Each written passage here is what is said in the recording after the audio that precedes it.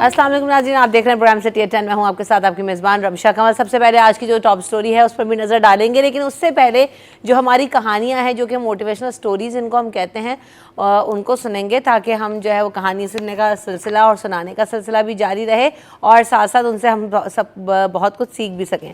तो आइए ज़रा आज की कहानी पर नज़र डालते हैं कि वो क्या है। एक गांव में एक बूढ़ा आदमी रहता था। वो अपने बेटे से बहुत ज़्यादा परेशान था क्योंकि उसका बेटा बहुत ही नालायक और कामचोर था। वो कोई काम जो है ना वो करता नहीं था और उस बूढ़े आदमी ने अपने बेटे को सबक सिखाने के लिए सोचा कि उसने अपने बेटे को अपने पास बुलाया और कहा, बेटा घर के अंदर अलमारी में एक घड़ी रखी हुई है, तुम उसे निकाल कर लाओ। लड़का घर के अंदर गया और अलमारी से घड़ी निकाल कर ले आया। उस घड़ी को तुम बाज़ार में ले जाओ और जितने लोग मिलेंगे सबसे तुम उस घड़ी की कीमत पूछना। अब वो लड़का उस घड़ी को लेकर बाज़ार में चला गया। उसने बाज़ार में सभी लोगों से उस घड़ी की कीमत पूछी। किसी ने घड़ी की कीमत 500 रुपये बताई, किसी ने 800 बताई और किसी ने अलग अलग कीमत बताई। कई लोगों ने एक जैसी कीमत जब बताई तो वो लड़का अपने बाप के पास दोबारा वापस आया और बोला, बाबा सभी लोगों ने घड़ी की कीमत अपने हिसाब से बताई है। बूढ़े बाप ने कहा, बेटा ठीक है, घड़ी को तुम अलमारी में रख दो और जाओ। अगले दिन फिर दोबारा बूढ़े आदमी ने अपने बेटे को बुलाया और फिर उसने अपने बेटे को घड़ी लाने के लिए कहा। उसने दोबारा उसको बाज़ार में भेजा और बोला, बेटा जाओ, आज घड़ी के अंदर वक्त चल रहा है, इस वक्त की कीमत मालूम करके आओ। लड़के को समझ नहीं आ रहा था कि उसका बाप उससे करवाना क्या चाहता है। वो दुखी हुआ, परेशान हुआ और फिर दोबारा बाज़ार की तरफ चल दिया। उसको कीमत मालूम करता है। लोगों को लगता है कि आदमी पागल है, लड़का पागल है, उसका जहनी तवाज़ुन ठीक नहीं है। कल ये घड़ी की कीमत पता कर रहा था, आज ये लड़का पूछता है कि जी वक्त की कीमत बताओ। बहुत से लोगों ने उसे भगा दिया, कुछ लोग उस पर हंसने लगे। अब लड़का परेशान हो जाता है और सोचता है कि ये जो मेरे साथ हो रहा है वो आखिरकार हो क्या रहा है। बहरहाल तब भी वो आखिरी दफ़ा एक बूढ़े आदमी की दुकान पर जाता है और बूढ़ा आदमी जो है ना वो बहुत ज़्यादा समझदार होता है। लड़का का सवाल सुनते ही समझ जाता है कि लड़का पूछना क्या चाह रहा है। बूढ़े आदमी ने कुछ वक्त निकाल कर उस लड़के से कहता है कि बेटा, ये जो वक्त है ना जिसकी कीमत तुम पूछ रहे हो, इसकी कोई कीमत नहीं लगा सकता। ये अनमोल है, तुम करोड़ों रुपए देकर भी इसको ख़रीद नहीं सकते। अपनी ज़िंदगी का एक सेकंड भी जो है ना वो वापस नहीं ला सकते। तो ये है वक्त की कीमत जिसको तुम्हें समझना होगा। तो क्या हुआ कि उस बूढ़े जो आदमी होता है, वो जो बुज़ुर्ग होता है, कहता है कि तुम इस वक्त का सही इस्तेमाल करो। इसमें अच्छी बात ये होती है और एक बुरी बात भी ये होती है कि अब जब वक्त गुजर जाता है, और अच्छी बात इसमें यह है कि तुम इस वक्त में इन चीज़ों को जिस तरह से गुजारते हो ये तुम्हारे हाथ में होता है। तो तुम वक्त को किस तरह से इस्तेमाल करते हो, तो हर किसी के पास 24 घंटे होते हैं, अमीर के पास भी, गरीब के पास भी। लेकिन बात वही है कि जो शख्स अपना टाइम किस तरह से इस्तेमाल करता है, उसको कितना उसकी अहमियत को जानता है, कितनी उसकी पाबंदी करता है, ये ज़िंदगी बदलने के लिए सबसे ज़्यादा ज़रूरी होता है। तो वो लड़का इस बात को समझता है और कहता है बात तो बिल्कुल ठीक है। और वो फिर अपने बाप के पास जाता है और कहता है, मैं आज आपका मकसद समझ गया कि आप मुझे क्या समझाना चाहते थे, कि वाकई वक्त जो है वो बहुत ज़्यादा कीमती है और हम सबको अपने वक्त की कदर करनी चाहिए। ख़ास तौर पे हमारे यहाँ जैसे हम अपनी सोशल प्रैक्टिस देखते हैं, अपनी ज़िंदगियों में देखते हैं कि हम वाकई वक्त को इतनी अहमियत नहीं दे रहे होते। जी हो जाएगा, कर लेंगे, ठीक है, आज नहीं कल, कल नहीं परसों। तो हमें अंदाज़ा नहीं हो रहा होता और फिर करंटली हमारे साथ जो मामला चल रहे होते हैं, हम कहते हैं ना कि जी हाँ जब होगा वक्त तब देखी जाएगी, तो हम ज़माना आएगा तब देखेंगे। लेकिन क्या जो लोग वक्त की कदर को समझते हैं, जो लोग ज़माने के साथ चलते हैं और उसकी कदर कीमत को जानते हैं, वो ज़िंदगी में बहुत आगे निकल जाते हैं। हमने देखा ना कि टाइम मैनेजमेंट, अब इसे आप अच्छी फैंसी लैंग्वेज में और फैंसी मॉडर्न टर्म में कहेंगे तो हम उसको टाइम मैनेजमेंट के कोर्सेज सिखाए जाते हैं, जो हमने देखा कि हमें अल्लाह ताला ने बहुत बुनियादी तौर पर बताया। नबी पाक सल्लल्लाहु अलैहि वसल्लम ने भी इस पर बहुत ज़्यादा जोर दिया कि वक्त की पाबंदी की जाए, वक्त का ज़िया नहीं किया जाए, हर काम एक वक्त के मुताबिक चलना चाहिए और होना भी चाहिए। और कायनात का उसूल भी अल्लाह ताला ने यही रखा है कि हम देखें कि सूरज अपने वक्त पर निकलता है और चाँद अपने वक्त पर निकलता है, सूरज अपने वक्त पर गुरूब होता है, चाँद, सितारे, आसमान, हवा, पानी, बारिश, सबका वक्त अल्लाह ताला ने मुकर्रर रखा है। अगर थोड़ा सा भी अपसेट हो जाता है तो हम देखते हैं कि ज़िंदगी पूरी दरहम बरहम हो जाती है। तो ये जो वक्त है हमें इसको समझना है, अपनी ज़िंदगी को दरहम बरहम होने से बचाना है और इसकी पाबंदी का ख्याल करना है। तो आज की कहानी से हमने ये सीखा, हमारे मेहमानों ने क्या सीखा, आइए उनसे पूछते हैं। अयाज़ राना साहब हमारे साथ मौजूद हैं, welcome to the show Ayaz. और खुर्शीद रहमानी भाई भी हमारे साथ मौजूद हैं, आपको भी वेलकम करेंगे शो में। वक्त की पाबंदी करते हैं हम लोग? हम तो वक्त की पाबंदी बिल्कुल करते हैं। आप कहना चाह रहे हैं, आप कुछ कहना चाह रहे हैं, आप समझ रही हैं इस बात को कि हम वक्त से पहले आगे आपके शो में बैठ जाते हैं ना। वक्त की पाबंदी तो यही होती है, मैं वक्त पे आ जाती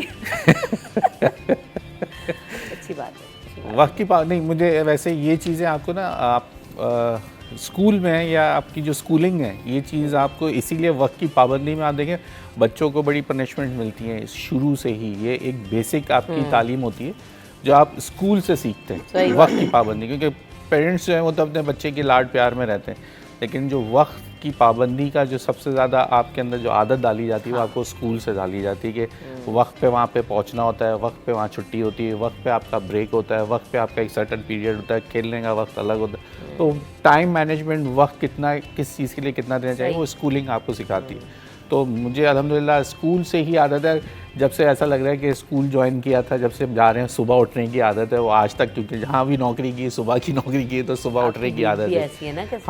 हम लोग सुबह आते हैं तो सुबह ही से उठने की आदत है और ये लगता है कि अब आदत सी हो गई है। लेकिन सुबह उठने की आदत भी बहुत एक अच्छी आदत है। आपका पूरा दिन जो है ना वो आपके पास बहुत ज़्यादा टाइम होता है यूटिलाइज़ करने के लिए, आपके दिन के बहुत सारे काम निमट जाते हैं। तो ये भी एक अच्छी चीज़। किसी दिन कोई कहानी निकालो यार सुबह उठने के हवाले से भी ज़रा लोगों को बताएंगे।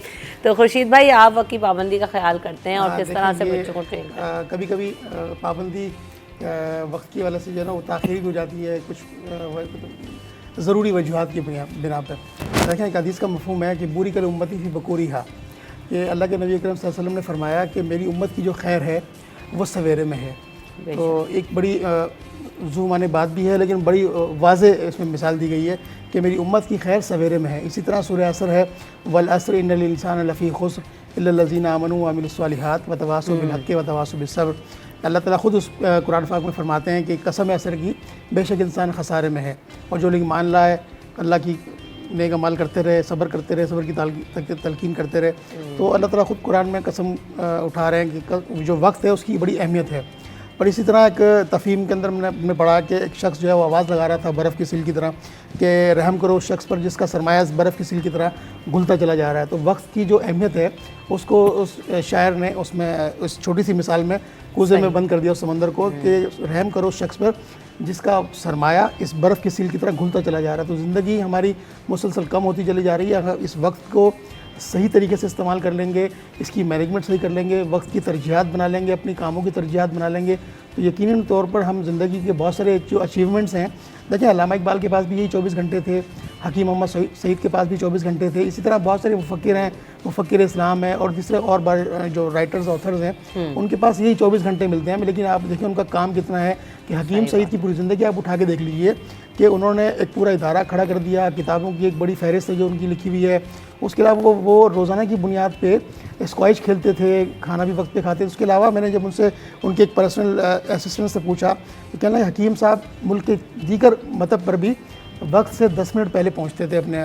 सबसे अच्छी बात ये थी कि दीगर मतब पे पहुंचने की तो हकीम साहब की सिर्फ आदत नहीं थी, बल्कि उनकी आदत ये थी कि हकीम साहब के दिन का आगाज़ ही जो है ना, अगर 6 बजे फॉर एग्जांपल फजर हो रही है तो उससे और 2 घंटे पहले उठ जाया करते थे। और फिर उनके असिस्टेंट ने कहा कि मेरी 4 नमाजें जो है ना हकीम साहब के साथ तकबीर उला के साथ होती थी, कभी भी उनकी नमाज कज़ा नहीं हुई। बिल्कुल, तो ये वक्त की पाबंदी हमें उससे बड़ी मिलती है। अच्छा, हमने अंग्रेज़ को भी देखा है ना कि हमने जुम्मे के दूसरे सेगमेंट के लिए आपको चाहिए हो तो खुर्शीद भाई के पास अच्छा इल्म का खजाना है, तो आपको एक सेकंड सेगमेंट जो जुम्मे को होता है उसके लिए मिल सकते हैं। नहीं, वो सेगमेंट ऐसा था तो उसमें बहुत सारे एलिमेंट अच्छा, वैसे क्या कहते हैं हम लोग सबके पास जाना है, ये बेसिक नॉलेज मैं कहती हूँ वो बहुत ज़्यादा होनी चाहिए। हम लोग बहुत सारी चीज़ों के बारे में बहुत कुछ पढ़ रहे होते हैं, देख रहे होते हैं, सीख रहे होते हैं मुस्तकिल, लेकिन हमें जो सीख रहे हैं रूट कॉज को हमने छोड़ा हुआ है। तो अच्छा है कुछ लोग हैं बीबी जो स्टिक हैं और उनसे बात हो सकती है इस बारे में। सीखे आप कुछ, आपको इसलिए हम तो कुछ नहीं चाहता, हम तो ऐसे ही मोहसिन साहब ने ऐसे ही रखा हुआ है, बस आते हैं अंगूठा लगाते हैं वापस चले जाते हैं, हम कुछ नहीं कर रहे। आपको जो आता है बस आप वही कर रहे हैं और कुछ नहीं सीख और कुछ और क्या करें, यहाँ पे सोफे बनाने शुरू कर दे लोगों के, क्या दुनिया आप कह रही है भाई छोड़ो, अब ये जरा स्किल मेकिंग पे आओ। स्किल भी मैं चाह रही हूँ आप ये कल कुर्सी बना के मुझे दिखाई दे। मुझे लग रहा है फहीम भाई के साथ वापस दोबारा एक शो में आना पड़ेगा। तो क्या होगा? बस फिर बहुत पता है आपको क्या होगा। आज फहीम भाई है आजकल गायब, जरा उनको बुलाओ। अच्छा जी, आज की जो टॉप स्टोरीज है उस पर नजर डाल लेते हैं। माहिर फल्कियात ने जुल्हज के चांद की जो पेशगोई है वो कर दी है। जुल्हज का चांद जुम्मा 7 जून को नजर आ जाएगा और ईद उल अज़हा पीर 17 जून को होगी, अभी तक ये कहा गया है और 19 ज़ीक़त को जुल्हज का चांद आने का कभी इम्कान है। 17 जून को जी ईद होने जा रही है, अभी तक तो यही इम्कान जाहिर किया जा रहा है। इसके अलावा दूसरी खबर यह है कि पीपल्स बस सर्विस के नए रूल्स का फैसला कर लिया गया है। इजलास में मलीर, केमाड़ी, लियारी और गरबी में पीपल्स बस सर्विस के नए रूट शुरू करने का फैसला किया गया और इजलास में ये भी फैसला किया गया है कि ज़ियाउद्दीन अस्पताल तक चाकीवाड़ा चौक जो है ना वाया बिलाल चौरंगी और ये सारे रूट पर 26 स्ट्रीट गिजरी लेन से होती हुई जो है ना वो माड़ीपुर तक जो है इसकी रूट की तौसीह भी कर दी गई है। अच्छा, इसके अलावा और भी कुछ रूट्स हैं, उनको हम डिस्कस करेंगे, कहाँ पर जो है वो तजावीज़ भी आई हैं, उस हवाले से भी आपको बताएंगे। इसके अलावा जी MQM पाकिस्तान ने इलेक्ट्रिक के मुजालिम के खिलाफ खामोशी तोड़ने का फैसला कर लिया और मुख्तलिफ इलाकों में जारी गैर एलानिया लोड शेडिंग के खिलाफ MQM पाकिस्तान बड़ा एहतजाज करेगी और आला क़यादत ने तमाम टाउन इंचार्जेस को एहतजाज की तैयारियों की हिदायत दे दी है। इसके अलावा जी वज़ीर आला सिंध सैयद मुराद अली शाह की सदारत में NICVD गवर्निंग बॉडी का 42वां इजलास हुआ, जिसमें बड़ी तादाद में जो वज़राए सेहत हैं और दीगर मेयर कराची मुर्तज़ा वहाब साहब ने भी शिरकत की, दीगर लोगों ने भी शिरकत की इसमें। और कराची के मुख्तलिफ इलाकों के 18 चेस्ट पेन यूनिट्स हैं जो कि काम कर रहे हैं और उन्होंने इस हवाले से आगाही के लिए भी जो है वो कैंपेन चलाई है और NICVD को 8 बिलियन रुपए की सिंध हुकूमत ग्रांट देती है, जिसको बढ़ाने की भी मंजूरी दे दी गई है। इसके अलावा जी additional chief secretary Sindh Khalid Haider Shah साहब ने इंकशाफ किया है कि अगले माली साल में कोई नया तरक्याती मनसूबा शुरू नहीं किया जाएगा, ताहम पुराने मनसूबे मुकम्मल किए जाएंगे, उसके बाद कोई नया मनसूबा लेकर आया जाएगा। इसके अलावा महंगाई के बायस नौदरन बाईपास पर जो सब्जी मंडी है उसकी रौनकें मान पड़ गई हैं। उसमें हम देख रहे हैं कि जो 1.25 लाख से ज़ायद जानवर हैं उनकी मौजूदगी के बावजूद इस वक्त ख़रीदार इंतहाई कर रहे हैं, क्योंकि कीमतें बहुत ज़्यादा बढ़ गई हैं और व्यापारी ये कहते हैं कि अखराजात भी बहुत ज़्यादा बढ़ गए हैं। खाने पीने का जो जानवरों को खिलाया जाता है वो अशिया बहुत ज़्यादा महंगी हो गई, जिसकी वजह से जानवरों की कीमतों में बहुत ज़्यादा इजाफा नज़र आ रहा है। इसके अलावा नेट मीटरिंग ख़त्म करने और सोलर सालिफीन पर फिक्स चार्जेस आयद करने का फ़ैसला कर दिया गया है। अच्छा जी, तो 600 मेगावाट का सोलर पावर प्लांट लगाने का फैसला किया है हुकूमत ने सऊदी अरब के सरमायाकारों के साथ, जो सऊदी अरब को बगैर बिडिंग बैनुल हुकूमती बुनियादों पर लगाया जाएगा। इसके अलावा जी वज़ीर आज़म ने सोलर बिजली की ख़रीदारी और फ़रोख्त के 2 अलग-अलग नर्ख़ तैयार करने की भी हिदायत जारी कर दी हैं। तो इन तमाम चीज़ों पर हम बात करेंगे। सबसे पहले तो जी पीपल्स बस सर्विस के नए रूट्स लाने का फ़ैसला किया गया। इस खबर को देखा था और इनको रूट्स के बारे में क्या इन्फॉर्मेशन है आप लोगों के पास?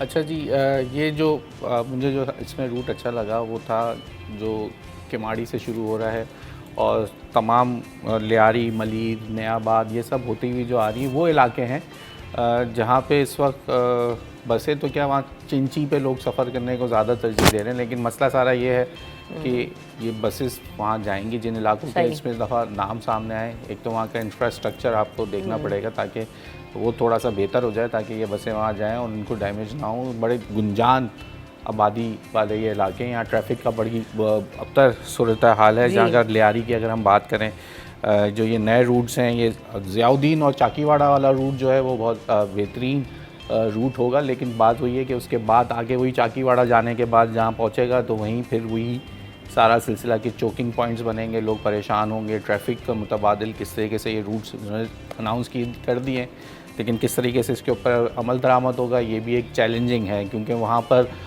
दिन के औकात में हम जहाँ देखते हैं क्योंकि तजारती सरगर्मियाँ बहुत ज़्यादा होती हैं वहाँ पे, हाथ गाड़ियाँ, गधा गाड़ियाँ ये सब बहुत चलती हैं, तो इन बसेस जो ये बाहर से आई हुई हैं इनको डैमेज होने का भी ख़तरा है। अब ये ठीक है, बड़ा मुश्किल रूट्स उन्होंने निकाले तो हैं, वो बसेस हैं भी बड़ी, ये नहीं कि छोटी बसेस भी काफ़ी बड़ी हैं, तो थोड़ा मुतबादिल या तो छोटी बसेस होती हैं। टेस्ट बस सर्विस भी ना शुरू करके देखेंगे कि किस तरह से रन बात कर सकते हैं। अभी नहीं कितनी वही वाली बात आ गई कि नई बसेस नहीं आई और उन्हीं बसेस को दोबारा नए रूट्स पे चलाया जा रहा है, ये भी एक सवालिया निशान। बसेस तो खैर आनी है, उन्होंने कहा है कि अभी बसेस मजीद आ रही हैं। वज़ीर आज़म साहब ने भी ऐलान तो किया था वो बसें आने का, लेकिन अभी तक आई नहीं है। बहरहाल हम यहाँ पे ब्रेक लेते हैं, इस पर मज़ीद भी बात करेंगे ब्रेक के बाद।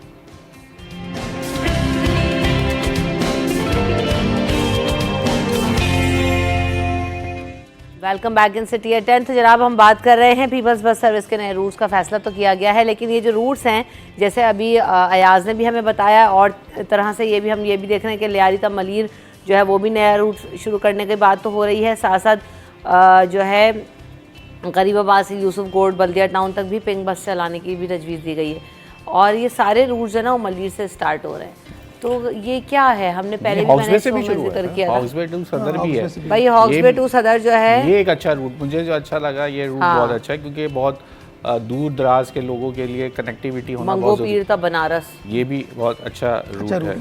नहीं लेकिन सारे रूट मलीर से क्यों स्टार्ट होके आ रहे हो? अब पीछे और चला जाएं। आपको क्या मसला है मलीर से आगे शुरू हो? कायदाबाद मलीर से आपको कोई प्रॉब्लम है? नहीं मुझे तो कोई प्रॉब्लम नहीं है, मुझे क्यों मलीर से नहीं, इसलिए आप बार-बार मैं ये कह रही हूँ कि बहुत सारे रूट हमने वहीं से बहुत बड़ा है मलीर का। अब हो सकता है वो कौन सी जगह से शुरू हो रहा हो आपको इसमें खबर में पूरी बात नहीं पता। मलीर में आपका जो मेन रोड है ना जी, तमाम जो बसें हैं वो वहीं से जा रही हैं। अब पहली वाली जो है वो सऊदाबाद से स्टार्ट होती है, खोखरापाड़ वाले से। दूसरी वाली एक जो इन्होंने, मुझे अब उसके नंबर्स तो नहीं पता, लेकिन मैंने जाते हुए देखी तो मॉडल कॉलोनी से स्टार्ट हो रही है, अंदर वो शारा फैसल तक का पिंक बस आती है। तो मॉडल कॉलोनी किधर है और वो किधर है? तो मेन रूट पे वही आ जाती है ना, वो निकल के उसी रूट पे, एक ही रूट पे आ जाती है। तो आप चाह रही शारा हैं एक फैसल ऐसे पे आ जाती है। निकले मैं ये कहना चाह रही हूँ कि नेशनल हाईवे से आप स्टार्ट कर देते, आप लांडी औरंगी से भी स्टार्ट करते, आप औरंगी आप टाउन से भी स्टील टाउन से करते, शुरू कराना चाहते आप स्टील टाउन से भी स्टार्ट करें, क्यों नहीं करें आप? मतलब कराची की बात हो रही है स्टील ना, टाउन से तो चल रही है ना। ये मेरा कहने का मकसद ये है। स्टील टाउन से चल रही चले तो अच्छी बात है। औरंगी वाले हैं, बहुत सारे हैं, औरंगी को नाजमाबाद है। पूरी सर्विस दी हुई है। सर्विस दी हुई पूरी। कौन सी सर्विस? Green bus service. लेकिन उसमें भी वो जावेद भाई आए थे ना, बता रहे थे कि उसमें मसला मसाइल यही है कि जो स्टेशन है उन पे वहाँ पे रुकती नहीं है, स्टॉप ओवर्स का मसला है, ऊपर जाने का इशू है, वो भी एक बड़ा इशू अब देखिए चीज़ें बन गई हैं, अब नई नई चीज़ें ज़रा चलने दें, चीज़ों को आगे पता चलेगा कि कौन सी चीज़ क्या हडलदार है लोगों को, किस चीज़ में प्रॉब्लम आ रही हर्डल्स ही हैं जो हम बता रहे हैं, आप है। बताने बता का रहे दे तो रहे उसके ऊपर कू करा जाएगा ना, उसके ऊपर जाएंगे लोग, चीज़ें करेंगे। अब नेगेटिविटी रहने देना, चीज़ें कुछ अच्छी हो रही है, फिर आप फिर मैं नेगेटिव हो जाऊंगा तो फिर बहुत सारा मैं तो मसला कह रही हूँ कि क्यों नहीं कर रहे, मैं तो ये कह रही हूँ। आप कह रहे हैं वक्त दें, चीज़ों को हो जाएंगी, अच्छा काम हो रहा है शहर में, वो बसें आ रही हैं, काम हो रहा है, नए रूट्स बन रहे हैं, तो अच्छा काम हो रहा है। मैं तो नए रूट सजेस्ट कर रही हूँ ना कि मुझे जो लगता है कि देखिए जहाँ ना, पर बिलावल missing साहब है, ने बोला कि मैं अपने मिनिस्टर से खुश जगह नहीं हूँ, पे। आप इनकी कारकर्दगी और बेहतर करें। उन्होंने साफ अपनी प्रेस कॉन्फ्रेंस में भी बोल दिया। कारकर्दगी बेहतर करवाने के लिए मैकेनिज्म क्या है वो भी तो ज़रा बता दें। खैर खुर्शीद भाई, देखिए ये जो इक़दाम है सिंध हुकूमत का मुख्तलिफ रूट्स पे बसें चलाने का, ये तो खुशाइन है। और ये दर्जा बदर्जा जो है वो नए नए रूट्स का ऐलान वो वक्तन फ़वक्तन कर रहे हैं। इसी तरह कल इस्लामाबाद में भी बसें पहुंची हैं और जिस तरह से कराची में बसें चल रही हैं। अब ये जो नया रूट है, जो नयाबाद, लियारी, चाकीवाड़ा, हॉक्स बे, ये सारा जो, और उसके अलावा बनारस तक, ये जो सतही जो रूट है लियारी का, ये तो बिल्कुल ठीक है। लेकिन जो अंदरून लियारी का रूट है वो बहुत कंजेस्टेड है, जिस तरह अयाज़ भाई ने बात की, क्योंकि जो नयाबाद वाला जो स्टेशन है, फिर उसका चाकीवाड़ा वाला स्टेशन है, वो ऑलरेडी बहुत कंजेस्टेड है, बहुत उसके तंग तारीख गलियाँ हैं, और ये बसें बड़ी हैं, ये तवील बसें हैं, तो इसमें इनका वहाँ पहुँचना और वहाँ उनको चलना, तो वो मेरे ख्याल काफ़ी दुश्वार कुन मरहला होगा। और फिर इसके चलने से वहाँ की जो आवाम है, वहाँ के आवाम को परेशानी का सामना करना पड़ेगा। मैं समझता हूँ इसकी बजाय उनको जो मेट्रो टाइप की बसें जो है वो छोटी, जो हाईएस्ट टाइप की बसें होती है, बड़ी वाली, जो किसी वक्त में मलीर सऊदाबाद से सदर चलती थी, इस तरह की कोई बसों का प्लान करना चाहिए था। छोटी वाली बसें जो होती हैं, कोस्टर टाइप की जो बसें जिसे कहते हैं, वो अभी भी चलती है, मलीर से वो अंदर तक जाती है जी मेट्रो एरिया। वो अगर लियारी में उसको अगर इंटरसिटी लियारी में कर देते हैं तो वो ज़्यादा मेरे ख्याल से खुशाइन होता, क्योंकि कंजेस्टेड इलाका है, तो वहाँ ये बड़ी जो लॉन्ग बसें हैं इनको चलाना बहुत मुश्किल होगा और बड़ा चैलेंजिंग होगा। और फिर इनकी जो डेप्थ है, इनकी जो हाइट है, वो भी भी नीचे की सतह पर लो प्रोफाइल है, और ये बिल्कुल स्मूथ रोड पे चलने वाली है, और वहाँ का इंफ्रास्ट्रक्चर इस काबिल नहीं है कि वहाँ पर जो है वो ये बसें चल सकें। अब पहले तो इसका इंफ्रास्ट्रक्चर वहाँ पर अच्छा डेवलप होना चाहिए, उसके बाद इन बसेस को जो है वो चलना तजर्बा कर रहे हैं ना वो लोग, यही तो कह रहे हैं कि हम तजर्बा करके इसको देखमियाब हो गया, ठीक है, वरना तो फिर वही चिंची पे बैठ के आ जाएंगे। मुझे तो लग रहा है कि अयाज हाजी लियारी पहुंचने वाले बैठ के पैकेज बना के ले आए, आप हम चलाएंगे। नहीं, बीट अक्सा की है ना, वो करिए। चलें तो अक्सा को चला देंगे, कोई बात नहीं। अच्छा जी, दूसरी खबर की तरफ बढ़ते हैं। और एमक्यूएम पाकिस्तान ने इलेक्ट्रिक के मजालिम के खिलाफ खामोशी तोड़ने का फैसला कर लिया है और बड़ा एहतजाज किया जाए। जब मैं खबर पढ़ी रही थी तभी मैं सोच रही थी यार क्या अब मैं इस पर बोलूँ कि ना बोलूँ? बोल ले आप। बड़े देर कर दी मेहरबान आते आते। अब वो वाली बात है कि हम जब झुलस गए, मर गए, कट गए, सबके लोगों के अच्छा हो गया, जब सब कुछ हो गया, उसके बाद एहतजाज की भी तैयारियां शुरू हो गई। कई साल गुजर गए इनको ये बात सोचते हुए कि के इलेक्ट्रिक के ख़िलाफ़ क्या करें। पहले तो जब के इलेक्ट्रिक बना तो सब ने नौकरियां भी ले ली, सब के बड़े बड़े रिश्तेदारों के जो है ना, लोगों के रिश्तेदार वहाँ पे लगे हुए हैं। उस वक्त कोई नहीं बोलता था जब ये के इलेक्ट्रिक का मामला चल रहे थे, उस वक्त किसी को कुछ याद नहीं था। अब जब वो देख रहे हैं कि पानी आवाम की सर के ऊपर से गुजर गया, अब आवाम रोडों पे खुद आने को तैयार हो गई, तो अब अपनी सियासत, मैं एक पार्टी को ब्लेम नहीं कर रहा, मैं दोनों पार्टियों को ब्लेम कर रहा हूँ इस वक्त जो कराची में मौजूद हैं। तीसरी पार्टी की बात भी समझ लें तो वो भी सब एक दूसरे के पीछे लगे हुए हैं। बट ये काम बहुत पहले हो जाना चाहिए था। लेकिन मैं फिर कहूँगा कि के इलेक्ट्रिक की आज़ादारी को ख़त्म होना चाहिए। यहाँ पे डिस्ट्रीब्यूशन एक किसी इदारे के पास होगा तो वो कभी भी नहीं सुधरेगा। वो आप वक्ती तौर पे 2 महीने 3 महीने आप चीखते रहें, आपने कितना एहतजाज कर लिया, कितना चीख लिया, कोई फ़र्क पड़ा किसी इदारे। हम इलाकों में जाते हैं, लोगों से बात करते हैं, आप यकीन कह रहे हैं कि वो बात करने से आप कहते हैं कि आपकी खबर चलाने से क्या होगा। हाँ, ये तो मुझे हम पता है, वो कहते हैं हमने हज़ारों हर चैनल को हमने बोल दिया, हम उस बोलने से हमारी लोड शेडिंग में कोई फ़र्क नहीं आया, हमारे बिल कम नहीं हुए। ये अब लिटरली हमें ये फेस करना पड़ रहा है इलाकों में जहाँ ज़्यादा घंटों घंटों की जो लोड शेडिंग्स है, वहाँ पे लोग अब बात करने के लिए तैयार नहीं है, बल्कि वो हम पे अब गुस्सा होते हैं कि आप लोग मुँह उठा के यहाँ आ जाते हैं, लेकिन आपके आने का कोई फ़ायदा नहीं। ये मैंने खुद फेस किया है इन इलाकों के अंदर जहाँ पे एहतजाज किया, जिन इलाकों में जाके हमने कहा अब क्या सूरत हाल है, क्या कोई फ़ायदा नहीं है। मैंने न्यूज़ नाइट करते हुए लोग बात नहीं करना चाहते थे, वो कह देते थे अयाज के मसाइल इस तरह हल पता नहीं लोग होते। क्या बोलते हैं, कहते हैं आप आ जाते हैं अपने व्यूज़ लेने के लिए, अपनी चीज़ें आप अपना काम सीधा करने आ जाते हैं, हमारे पास टाइम नहीं है आपसे बात करने का, हमारा काम नहीं होता आपसे आपके पास बात करने से। जो बात वजह भी है ना कि देखें पहले ये खबर चलती थी तो शोर होता था, उस पर जो है ना सुनवाई होती थी, अब तो इतना ज़्यादा ढिटाई हो गई है कि हमने करना ही नहीं है। जितना बोलने कोई फर्क नहीं, खबरें चल रही हैं, लोग सड़कों पर एहतजाज, खवातीन निकल आई सड़कों पर, डंडे बरसाए जा रहे हैं, लेकिन कुछ हल नहीं नजर आ रहा। खुर्शीद भाई, बहरहाल एमक्यूएम ने ये जो फैसला किया, आपको इसके बारे में क्या कमेंट करना है? देखिए, देर आयत दुरुस्त आयत ये कह सकते हैं इनको, और मैं तो कहूँगी बस आयत ही आयत। हाँ, आयत ही आयत है। अब देखें कि माजी में जब मुस्तफ़ा कमाल सिटी मेयर थे कराची के और परवेज़ मुशर्रफ की हुकूमत थी, जनरल परवेज़ मुशर्रफ की, तो उस वक्त एमक्यूएम बड़ी भरपूर क़ुव्वत के अंदर शहर के अंदर एग्जिस्ट कर रही थी।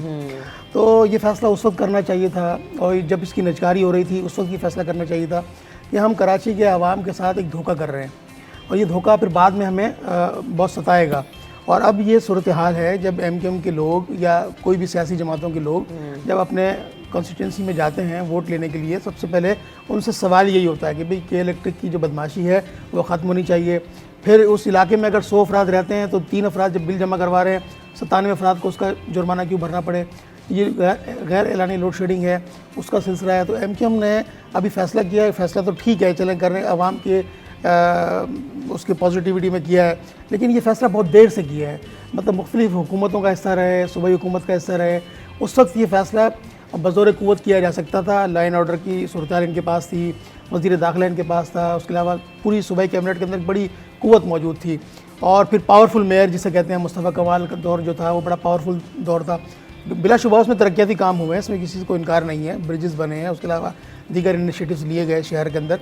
लेकिन जो मेन बुनियादी मसला था लोगों के लिए, अब देखें आप, यहाँ मैं एक बात करूँ कि इस वक्त शहर में डेंगू की सूरत हाल फैल रही है।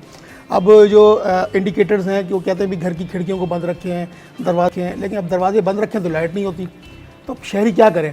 फिर रात को देर औकात में लाइट नहीं होती तो लोग जो है वो ग्रीन बेल्ट्स पे सो जाते हैं। आधी रात तो मुझे बताएं, ये एहतजाज तो उस वक्त बनता था, अब ये एहतजाज क्यों कर रहे हैं, मुझे समझ में नहीं आ रही। खैर बहरहाल एहतजाज करें, अवाम का अगर दुख और दर्द जागा है, खा वो जमात इस्लामी की सूरत में जाग रहा है या एमक्यूएम की सूरत में जाग रहा है, बिलाशुबा आपके इलेक्ट्रिक की मुतबादिल को दूसरी कंपनी आनी चाहिए, फिर कहीं जाके इस शहर के, मैं समझता हूँ ये भाई ये एहतजाज कर लें, ये एहतजाज कर लें, उसके बाद उनसे जाके पूछें कि क्या फ़र्क होना। मैं ये कह रही हूँ कि आपके एहतजाज से आपने क्या करा, कुछ भी नहीं होगा। ये आउटकम चाहिए अब आवाम भी होगी, आवाम भी निकल रही है, सियासी जमातें भी निकल रही है, लेकिन मुझे ऐसा लगता है अयाज और खुर्शीद भाई कि अब जो है ना आवाम, सियासी जमातों और तमाम जो स्टेक होल्डर्स है, बिज़नेस कम्युनिटी में से भी अतीक साहब आप तो जानते ही होंगे, वो आए हुए थे परसों शो में, तो उस पर भी बड़े बिजली के बिल और उस पर वो बहुत बातें करके गए कि जी ये मसाइल वो मसाइल। मैंने कहा क्यों नहीं निकलते business community on the road से, बल्कि शर्जील गोबलानी साहब अकेले चीखते रहते हैं, उसके अलावा तो मैंने किसी को नहीं देखा। FIR कटाए बैठे हैं, अभी तक केस उनका जो है बात वही, कम अज़ कम अपनी कैपेसिटी में कुछ ना कुछ करते रहते हैं। तो अब बात यह है कि बिज़नेस कम्युनिटी, पॉलिटिकल पार्टीज़, आवाम, इन सबको मिलकर निकलना होगा और एहतजाज की शक्ल में निकलें, चाहे अपने मुतालबात मानने की शक्ल में निकलें, चाहे किसी भी सूरत से निकलें, कोई ऐसा लाए अमल तैयार करें कि सबको एक पेज पर लाया जाए और इस मसले का हल निकाला जाए। अब हमें इधर बढ़ना है, वक्फे की तरफ बढ़ेंगे, वक्फे के बाद हाजिर होंगे।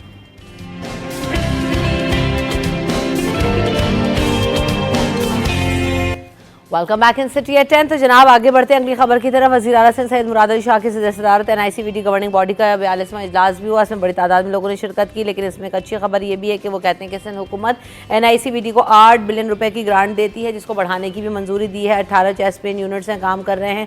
इस पर हम कई दफ़ा बात कर चुके हैं, लेकिन साथ साथ NICVD की जो इमारत है, नई इमारत, उसकी दूसरी मंजिल पर बच्चों का कार्डियक यूनिट कायम करने के लिए भी 250 मिलियन रुपए की मंजूरी दी है वज़ीर आला सिंध साहब ने।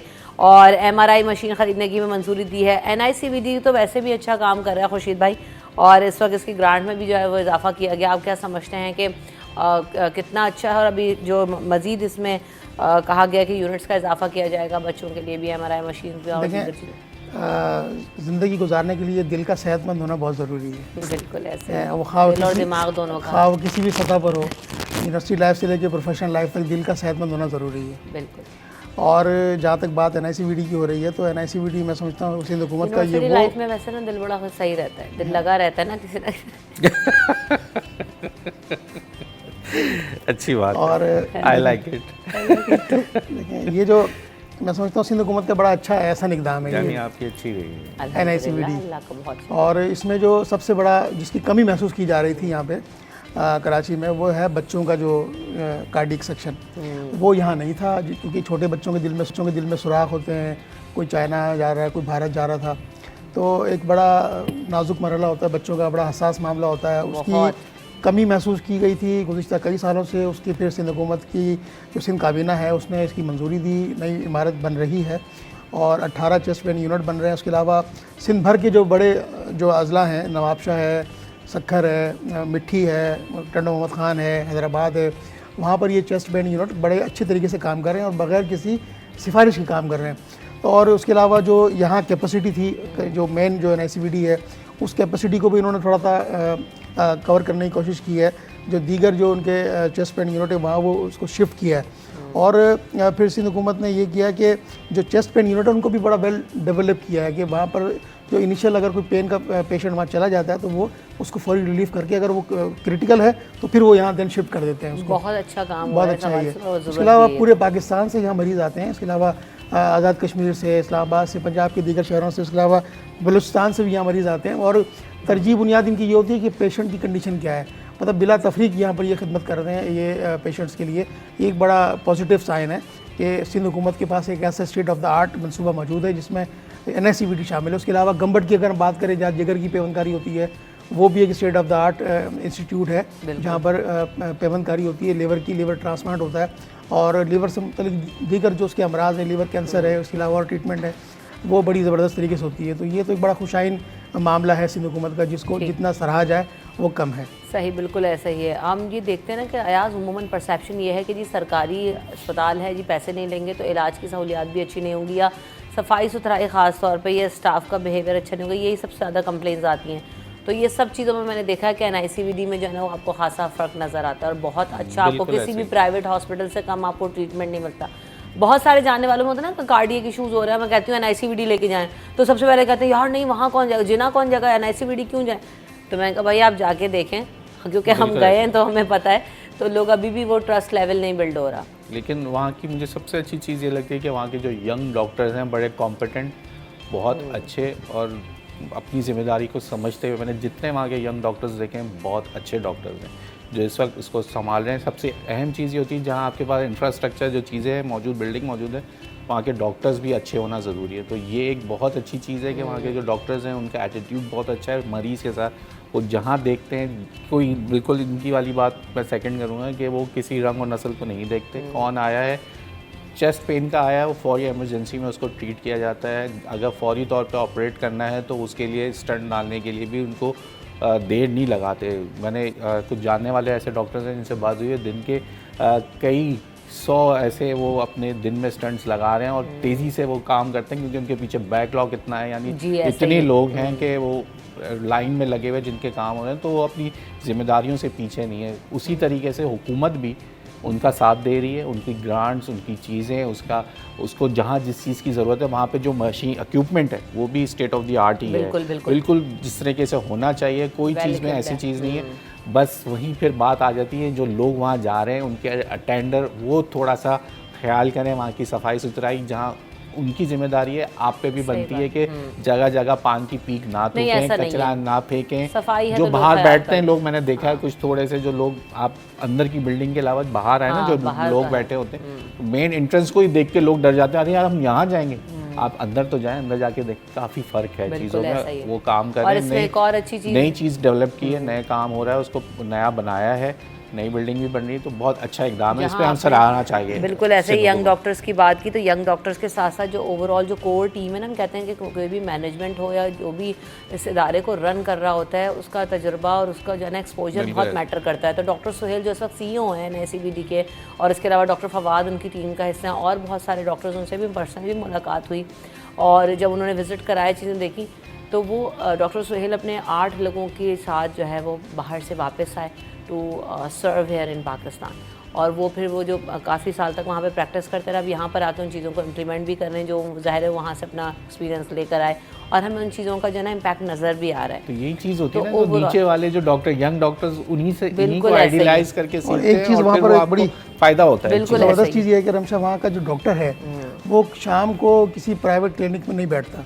एक ज़बरदस्त बात यह है कि वहाँ का जो डॉक्टर है वो NICVD के लिए मखसस है, वो वहीं अपनी खिदमत सर अंजाम देगा, इसके अलावा प्राइवेट किसी भी हॉस्पिटल में या प्राइवेट क्लिनिक नहीं करता वो। ये एक बड़ी पॉजिटिव बहुत बात है। अच्छी वहाँ बात है, पे। बिल्कुल उसको वहाँ रहते हुए इतना अच्छा अकोमोडेट किया हुआ है ठीक। कि वो अपनी प्राइवेट क्लिनिक या किसी और हॉस्पिटल में जॉब करने का नहीं सोचता। सही। अच्छा, एक चीज़ मैं और ऐड कर दूँ, आप लोगों को शायद नॉलेज में ना हो, यहाँ के जो अच्छे यंग डॉक्टर्स हैं उनको शफल भी किया जाता है, उनको अंदरूनी सिंध भी उनकी ड्यूटीज़ लगती हैं, और वो लोग वहाँ भी जाते हैं, ताकि अगर कोई जिस तरह के अच्छे परफॉर्म करने वाले डॉक्टर्स हैं, ताकि वहाँ जाके वो लोग उनके भी वो तजर्बे से facilities फ़ायदा हासिल हाँ कर जी, सकें। बिल्कुल, ये ये भी तो है बहुत अच्छी चीज़ है।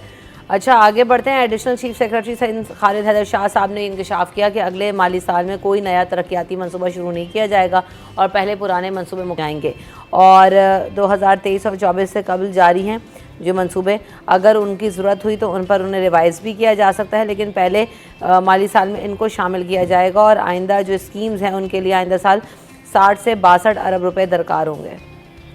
बहुत अच्छा फैसला है। यही हम चाहते हैं कि जब आपकी कंटिन्यूटी होती है, आपकी हुकूमत का तसलसल होता है, हम जब कहते हैं जमहूरियत या एक हुकूमत का, तो पिछले प्रोजेक्ट्स जो नामुकम्मल हैं उनको पूरा करने के लिए उनकी ग्रांट से अगर पैसे कम रह गए या चीज़ें उन्होंने उसमें ऐड ऑन करते हैं, तो यही तरीका कार है कि आपके पिछले प्रोजेक्ट्स पहले पूरे हो जाएं, उसके बाद नया प्रोजेक्ट शुरू किया जाए, ना कि अब बीच में आधा छोड़ के कोई नई चीज़ बनाना शुरू कर दे, जो कि अक्सर हमने देखा लोगों की शिकायत भी वो होती है तख्ती लगाने का मसला होता है ना कि जी, लेकिन सिंध हुकूमत के पास ये एडवांटेज हासिल है कि वो सारी तख्तियां ही नहीं की हैं, इतना चाहे लंबा 20 साल बाद लगे, चाहे 10 इतना साल लंबा बाद लगे। तसलसल है उनके पास कि अब तो डिलीवर हो जाए, हाँ। जो चीज़ें रह गई हैं जल्द से जल्द उसको कंप्लीट करें, ताकि लोगों को जो मसाइल हैं वो ख़त्म, बेसिक नेसेसिटी हमारी अभी तक पूरी नहीं हो पा रही, उसको पूरा करना बहुत ज़रूरी है।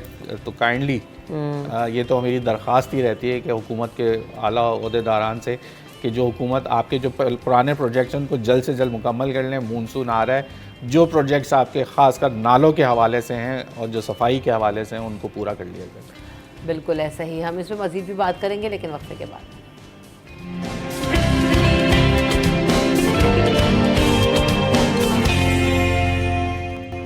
Welcome back in city at 10। खबर हो रही थी कि जी मंसूबों को मुकम्मल किया जाएगा। वेरी क्विकली खुर्शीद भाई और से हाँ देखें, जो तरक्याती मंसूबे हैं सिंध भर में, उसमें रोड इंफ्रास्ट्रक्चर के मसाइल हैं और दीगर जो हमारे बल्दियाती सतह के जो मंसूबे हैं, तो वो पहले वो मुकम्मल होने चाहिए, उसके बाद जो दीगर नए मंसूबे आने हैं उनको शुरू होना चाहिए। ये एक बड़ी अच्छी तजवीज़ है कि भाई चीफ सेक्रेटरी के पहले जो जारी मंसूबे हैं उनके ऊपर जो हमारा तखमीना है, लागत है, वो ताकि मुकम्मल तौर पर उस पर खर्च हो जाए, उसके बाद फिर जो नई स्कीम्स आएंगी वो शुरू। होता क्या है कि नई स्कीम शुरू हो जाती है और पुराने मंसूबे पर काम इल्तवा का शिकार हो जाता है। तो पुराने मंसूबे पहले मुकम्मल हो जाएं, उसके बाद फिर नए जो है वो मंसूबे शुरू होने चाहिए। और ये भी अब इस चीज़ को हमें बावर कराना चाहिए कि जी वक्त पे मंसूबे शुरू हों और वक्त पे ख़त्म हो जाए। पुराने और नए मंसूबे का तो यकीनन बिल्कुल बहुत अच्छा फैसला है, लेकिन वक्त की पाबंदी का भी जो हमने स्टोरी भी देखी ना, ये मंसूबे अगर वक्त पे मुकम्मल हो जाए तो ज़िंदगी आसान हो जाए कराची वालों की। तो ये भी एक हमें, और उसमें ये भी होता है कि जितने जल्दी मंसूबे वक्त पे मुकम्मल होंगे तो उनका जो तखमीना है वो कम आएगा, वरना फिर उसका जो रॉ मटेरियल है वो उसकी कॉस्ट बढ़ती चली जाती है। अभी इस खबर में भी आया ना, रिवाइज करने की बात होगी, जाहिर सी बात है वो तो सीमेंट की बोरी की हम कितनी दफ़ा बात कर चुके हैं, स्टील सीमेंट ये सब इतना महंगा हो जाता है कि 2 साल पहले उसकी प्राइस कुछ और थी, आज कुछ और। अच्छा जी, खबर अयाज आप मौजूद हैं। तो ज़रूर पूछेंगे इस बारे में कि नेट मीटरिंग ख़त्म करने और सोलर सारिफीन पर फिक्स चार्ज आयद करने का फैसला कर दिया गया, हुआ है नहीं हुआ है, क्या है? बहुत तरदीद आ गई उसकी, ये खबरें अच्छा, पावर डिवीजन की तरदीद आ गई। हाँ, तरदीद आ गई, और ये फैसले पावर डिवीजन ने ही करने हैं, उसके बाद ये बजट में नहीं हो सकता। क्या रहा है ये? देखें, लोग सोशल कभी मीडिया कुछ कह रहे हैं, हाँ, सोशल मीडिया पे तो ऐसा लग रहा है अब सोलर लगाने का भी कोई फायदा नहीं है, ये अब बात सारी है कि लोग अपने व्यूज अपनी चीज़ों के चक्कर में, और मुझे बड़ी हैरानगी होती है, लोग चैनल्स को बोलते हैं कि आप फेक न्यूज़ चलाते हैं या आपकी खबर जाली होती है। भाई आप सोशल मीडिया की खबर नहीं बोलते हैं, मार्केट में नहीं, मैं कह रही चैनल्स पैसा नहीं चैनल्स बहुत अपनी मेहनत के बाद एयर करते हैं, 6 लोगों से पूछने के बाद, जब तक वो कंफर्म नहीं होती, हमारे चीज़ों की खबर चेक होने के बाद चलती है। और नाज़रीन के लिए ये भी कि जो एक रिपोर्टर है वो अपनी नौकरी से जा सकता है अगर वो जाली खबर एक दफ़ा चलाता है, तो बड़े बड़े शो कॉज होते हैं और उनको निकाल भी दिया जाता है कि खबर आपकी बाउंस हो या खबर आपने गलत चलाई, तो ये बड़ा रिस्की होता है। हम ऐसी खबरें नहीं देते, हमें ये अब सामने आता है कि यार ये होने जा रहा है, आप चेक करें। अब वो खबर जो है वो क्योंकि सोशल मीडिया की खबर है, उसके ऊपर हाँ सोशल मीडिया पे बहुत सी ऐसी खबरें जो सही होती हैं, उसके ऊपर हमें फिर मज़ीद काम करते हैं, वो फिर इसका क्या होता है ये सोलर का? ये नहीं, अभी तक इसका कोई सामने बिल्कुल क्लियरिटी में नहीं आया। उन्होंने पावर डिवीजन ने अभी मना कर दिया। अब ये अगर नेट मीटरिंग में भी नहीं लाए, टैक्स में कुछ भी नहीं हो रहा, जैसा था सब एक वैसे ही खबर है कि सिर्फ कि उसके पैसों में जो जिस कीमत में वो ले रहे थे यूनिट्स में, उसमें कोई रद्दोबदल हो सकता है, जो अब तक की खबर है वो भी अभी हुआ नहीं, वो भी नहीं हुआ। वो एक रद्दोबदल की खबर है, बाकी टैक्स लगना, ये होना, फलाना होने वाला है, ये महंगा होने वाला है, वो होने वाला है, अभी तक तरदीद आ चुकी है, कुछ नहीं होने जा रहा। आराम से रहें, लोग परेशान ना हो। हाँ, अलबत्ता अब अचानक कोई रातों रात वो फैसला निकाल लें तो वो एक अलग बात है। पता लगे अयाज की पोनी काटने पहुंच जाए लोग बोले कि अयाज साहब ने ऐसा बोल दिया था, कुछ नहीं होने जा रहा, लेकिन यहाँ रातों में भी फैसले हो जाते हैं और खबर रातों बड़े बड़े फैसले होते हैं, बड़े फैसले हो जाते हैं। तो अब हम बिल्कुल वसूख से कुछ नहीं कह सकते, लेकिन अब तक जो सामने आ रही चीज़ें, आपके सामने भी पावर डिवीजन ने भी मना कर दिया कि हम कुछ नहीं करने वाले, तो कुछ नहीं होने जा रहा अभी तक, तो यही है। चलें ये अच्छी खबर दी अयाज है कि जी अब आप परेशान ना, क्योंकि बहुत ज़्यादा ना इसमें तजब्जुब है कि क्या होगा क्या नहीं होगा। माल के हाल पर नज़र डालते हैं, आइए देखते हैं करेंसी रेट्स क्या हैं। इस वक्त जो है हमारे पास, अगर हम बात करें यूरो 304 पर जो है वो सेलिंग हो रही है, और अगर बाइंग की बात की जाए तो 301 पर है। इसके अलावा कैनेडियन डॉलर 206 पे सेल हो रहा है और बाइंग इसकी है 204। इसके अलावा सऊदी रियाल 74.25 पे पहुंच चुका है और सेलिंग में, और बाइंग के लिए आपके पास 73.55 इसका रेट आ रहा है। यूएस डॉलर 280 पर हमें स्टेबल नज़र आ रहा है। काफ़ी दिन से प्राइसेस जो है वो स्टेबल नज़र आ रही हैं हमें डॉलर की। इसके साथ साथ जो है वो प्रोग्राम का वक्त ख़त्म हो गया, लेकिन जाने से पहले, प्रोग्राम का तो वक्त ख़त्म नहीं है, सेगमेंट ख़त्म हो गया, अभी 1 घंटा और है तो जी जाने से जाते जाते हम मुख्तार साहब जो है, मुख्तार हुसैन साहब हमारे पीसीआर इंचार्ज भी हैं और हम सब के बहुत पुराने साथी भी हैं। हम सब इस इदारे में कई सालों से साथ हैं, वाबस्ता हैं, हमारी फैमिली का हिस्सा हैं। तो मुख्तार भाई, a very happy birthday to you. आपको हम सब की तरफ से बहुत सारी बर्थडे की मुबारकबाद, बहुत अच्छे इंसान हैं आप। तो मुख्तार भाई, बहुत सारी आपको जो है वो मुबारकबाद हम सब की तरफ से। और जैसे मैंने भी कहा भी कि बहुत पुराना मेरा तो मुख्तार भाई के साथ साथ रहा है। कई दफ़ा मैं चैनल बीच में गई भी हूँ, छोड़ के वापस भी आई हूँ कराची में, लेकिन मुख्तार भाई यहीं पर मौजूद हैं, बहुत ज़्यादा लॉयल भी हैं और बहुत अच्छे और साफ दिल के इंसान हैं। तो मुख्तार भाई, then again a very happy birthday to you. वक्फे की तरफ बढ़ेंगे। खुशी साहब आपका शुक्रिया, यार साहब आपका शुक्रिया, आप दोनों ने वक्त दिया।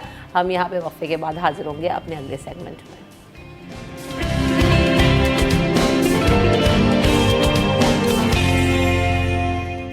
Welcome back in city at 10। तो जनाब, आज के सेगमेंट में हम बात करेंगे स्किन इशूज़ के हवाले से। हम देख रहे होते हैं कि गर्मी बहुत ज़्यादा है, वेदर जब चेंज होता है, गर्मी बढ़ जाती है, तो स्किन से रिलेटेड बहुत सारे इशूज़ सामने आते हैं। जैसे कि मैं बार बार बात करती हूँ कि इस वक्त सबसे ज़्यादा लोगों की कंप्लेन ये कि हीट वेव जब आया, बहुत ज़्यादा स्कॉचिंग हीट थी, तो सन बर्न हो जाता है, टैनिंग इशूज़ हो जाते हैं। फिर दूसरी बात ये कि बच्चों की छुट्टियाँ हो गई हैं तो पिकनिक्स पे जाने का सिलसिला शुरू हो जाता है। उससे क्या होता है कि जब आप भले फार्म हाउस जा रहे हों, बीचेस पे जा रहे हों, या वैसे भी अगर आप बाहर जाते हैं तो आपको बहुत ज़्यादा ना स्किन रैश होना शुरू हो जाती है, सनबर्न्स होते हैं। तो उन सबको कैसे जो है वो डील करना है, और साथ साथ ये कि ख़ास तौर पे इस मौसम में ओवरऑल अपनी स्किन की हिफाजत के लिए क्या कर सकते हैं। हमारे साथ डॉक्टर अरीज मौजूद है, वो हमें बताएंगी। Welcome to the show. अस्सलाम वालेकुम डॉक्टर अरीज, कैसी हैं आप? अल्हम्दुलिल्लाह बिल्कुल ठीक। तो डॉक्टर अरीज, जैसे अभी हम देख रहे हैं कि मौसम बहुत ज़्यादा जो है ना वो गर्म हो गया, और अभी मैंने स्टार्ट में कहा कि सबसे बड़ा मसला इस वक्त ये होता है कि यार सनबर्न बहुत हो गया, स्किन टैनिंग इश्यूज़ बहुत हो गए, तो उनके लिए क्या कर सकते हैं?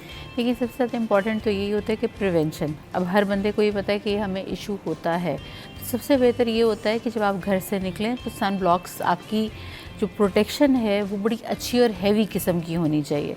यानी कि आपने पहले ही इस चीज़ को जहन में रखना है कि ये प्रॉब्लम ना हो, ये सबसे ज़्यादा इम्पॉर्टेंट होता है। मतलब उसमें आपने जिस वक्त आपकी गर्मियाँ होती हैं तब आपने सबसे ज़्यादा इम्पॉर्टेंट ये होता है कि सन ब्लॉक की टाइप चेंज करनी है।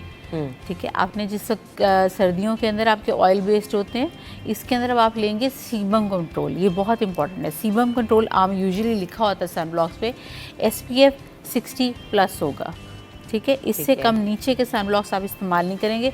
दूसरा, अक्सर लोग मेरे पास आके ये पूछते हैं कि हम बच्चों को लगा सकते हैं? बिल्कुल लगा सकते हैं। 6 महीने से ऊपर जो भी बच्चा है, 6 महीने से ऊपर, जी सही, वो सबसे ज़्यादा एक्सपोज्ड है सन को।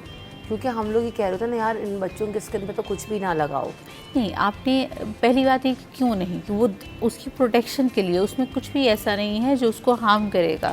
ठीक है। और बच्चों में यूजुअली आप देखें तो मसाइल ज़्यादा होते हैं, और उनका वैसे भी क्योंकि बच्चों में बर्दाश्त ज़्यादा होती है, वो खेल रहे होते हैं, वो इस चीज़ का ख्याल नहीं कर रहे होते कि हमें अंदर जाना है या हमें धूप में नहीं रहता। क्योंकि आप ये कह रहे हैं कि बच्चों में इस चीज़ की रियलाइजेशन भी नहीं होती कि हमारा कलर ख़राब हो जाएगा, टैनिंग हो जाएगी, तो आप मना भी नहीं कर सकते। छुट्टियाँ उन्होंने खेलना तो है, तो आप अपनी और उनकी लाइफ कैसे इजी कर सकते हैं? आप सन ब्लॉक लगाएं बच्चों को। अच्छा, बच्चों के सन ब्लॉक डॉक्टर अलग अवेलेबल हैं, या आप एक नॉर्मल जो मैं सन ब्लॉक यूज़ कर रही हूँ वो भी लगा सकते हैं? आप वो भी लगा सकते हैं, लेकिन आमतौर पर बाहर के ममालिक में तो मौजूद होते हैं।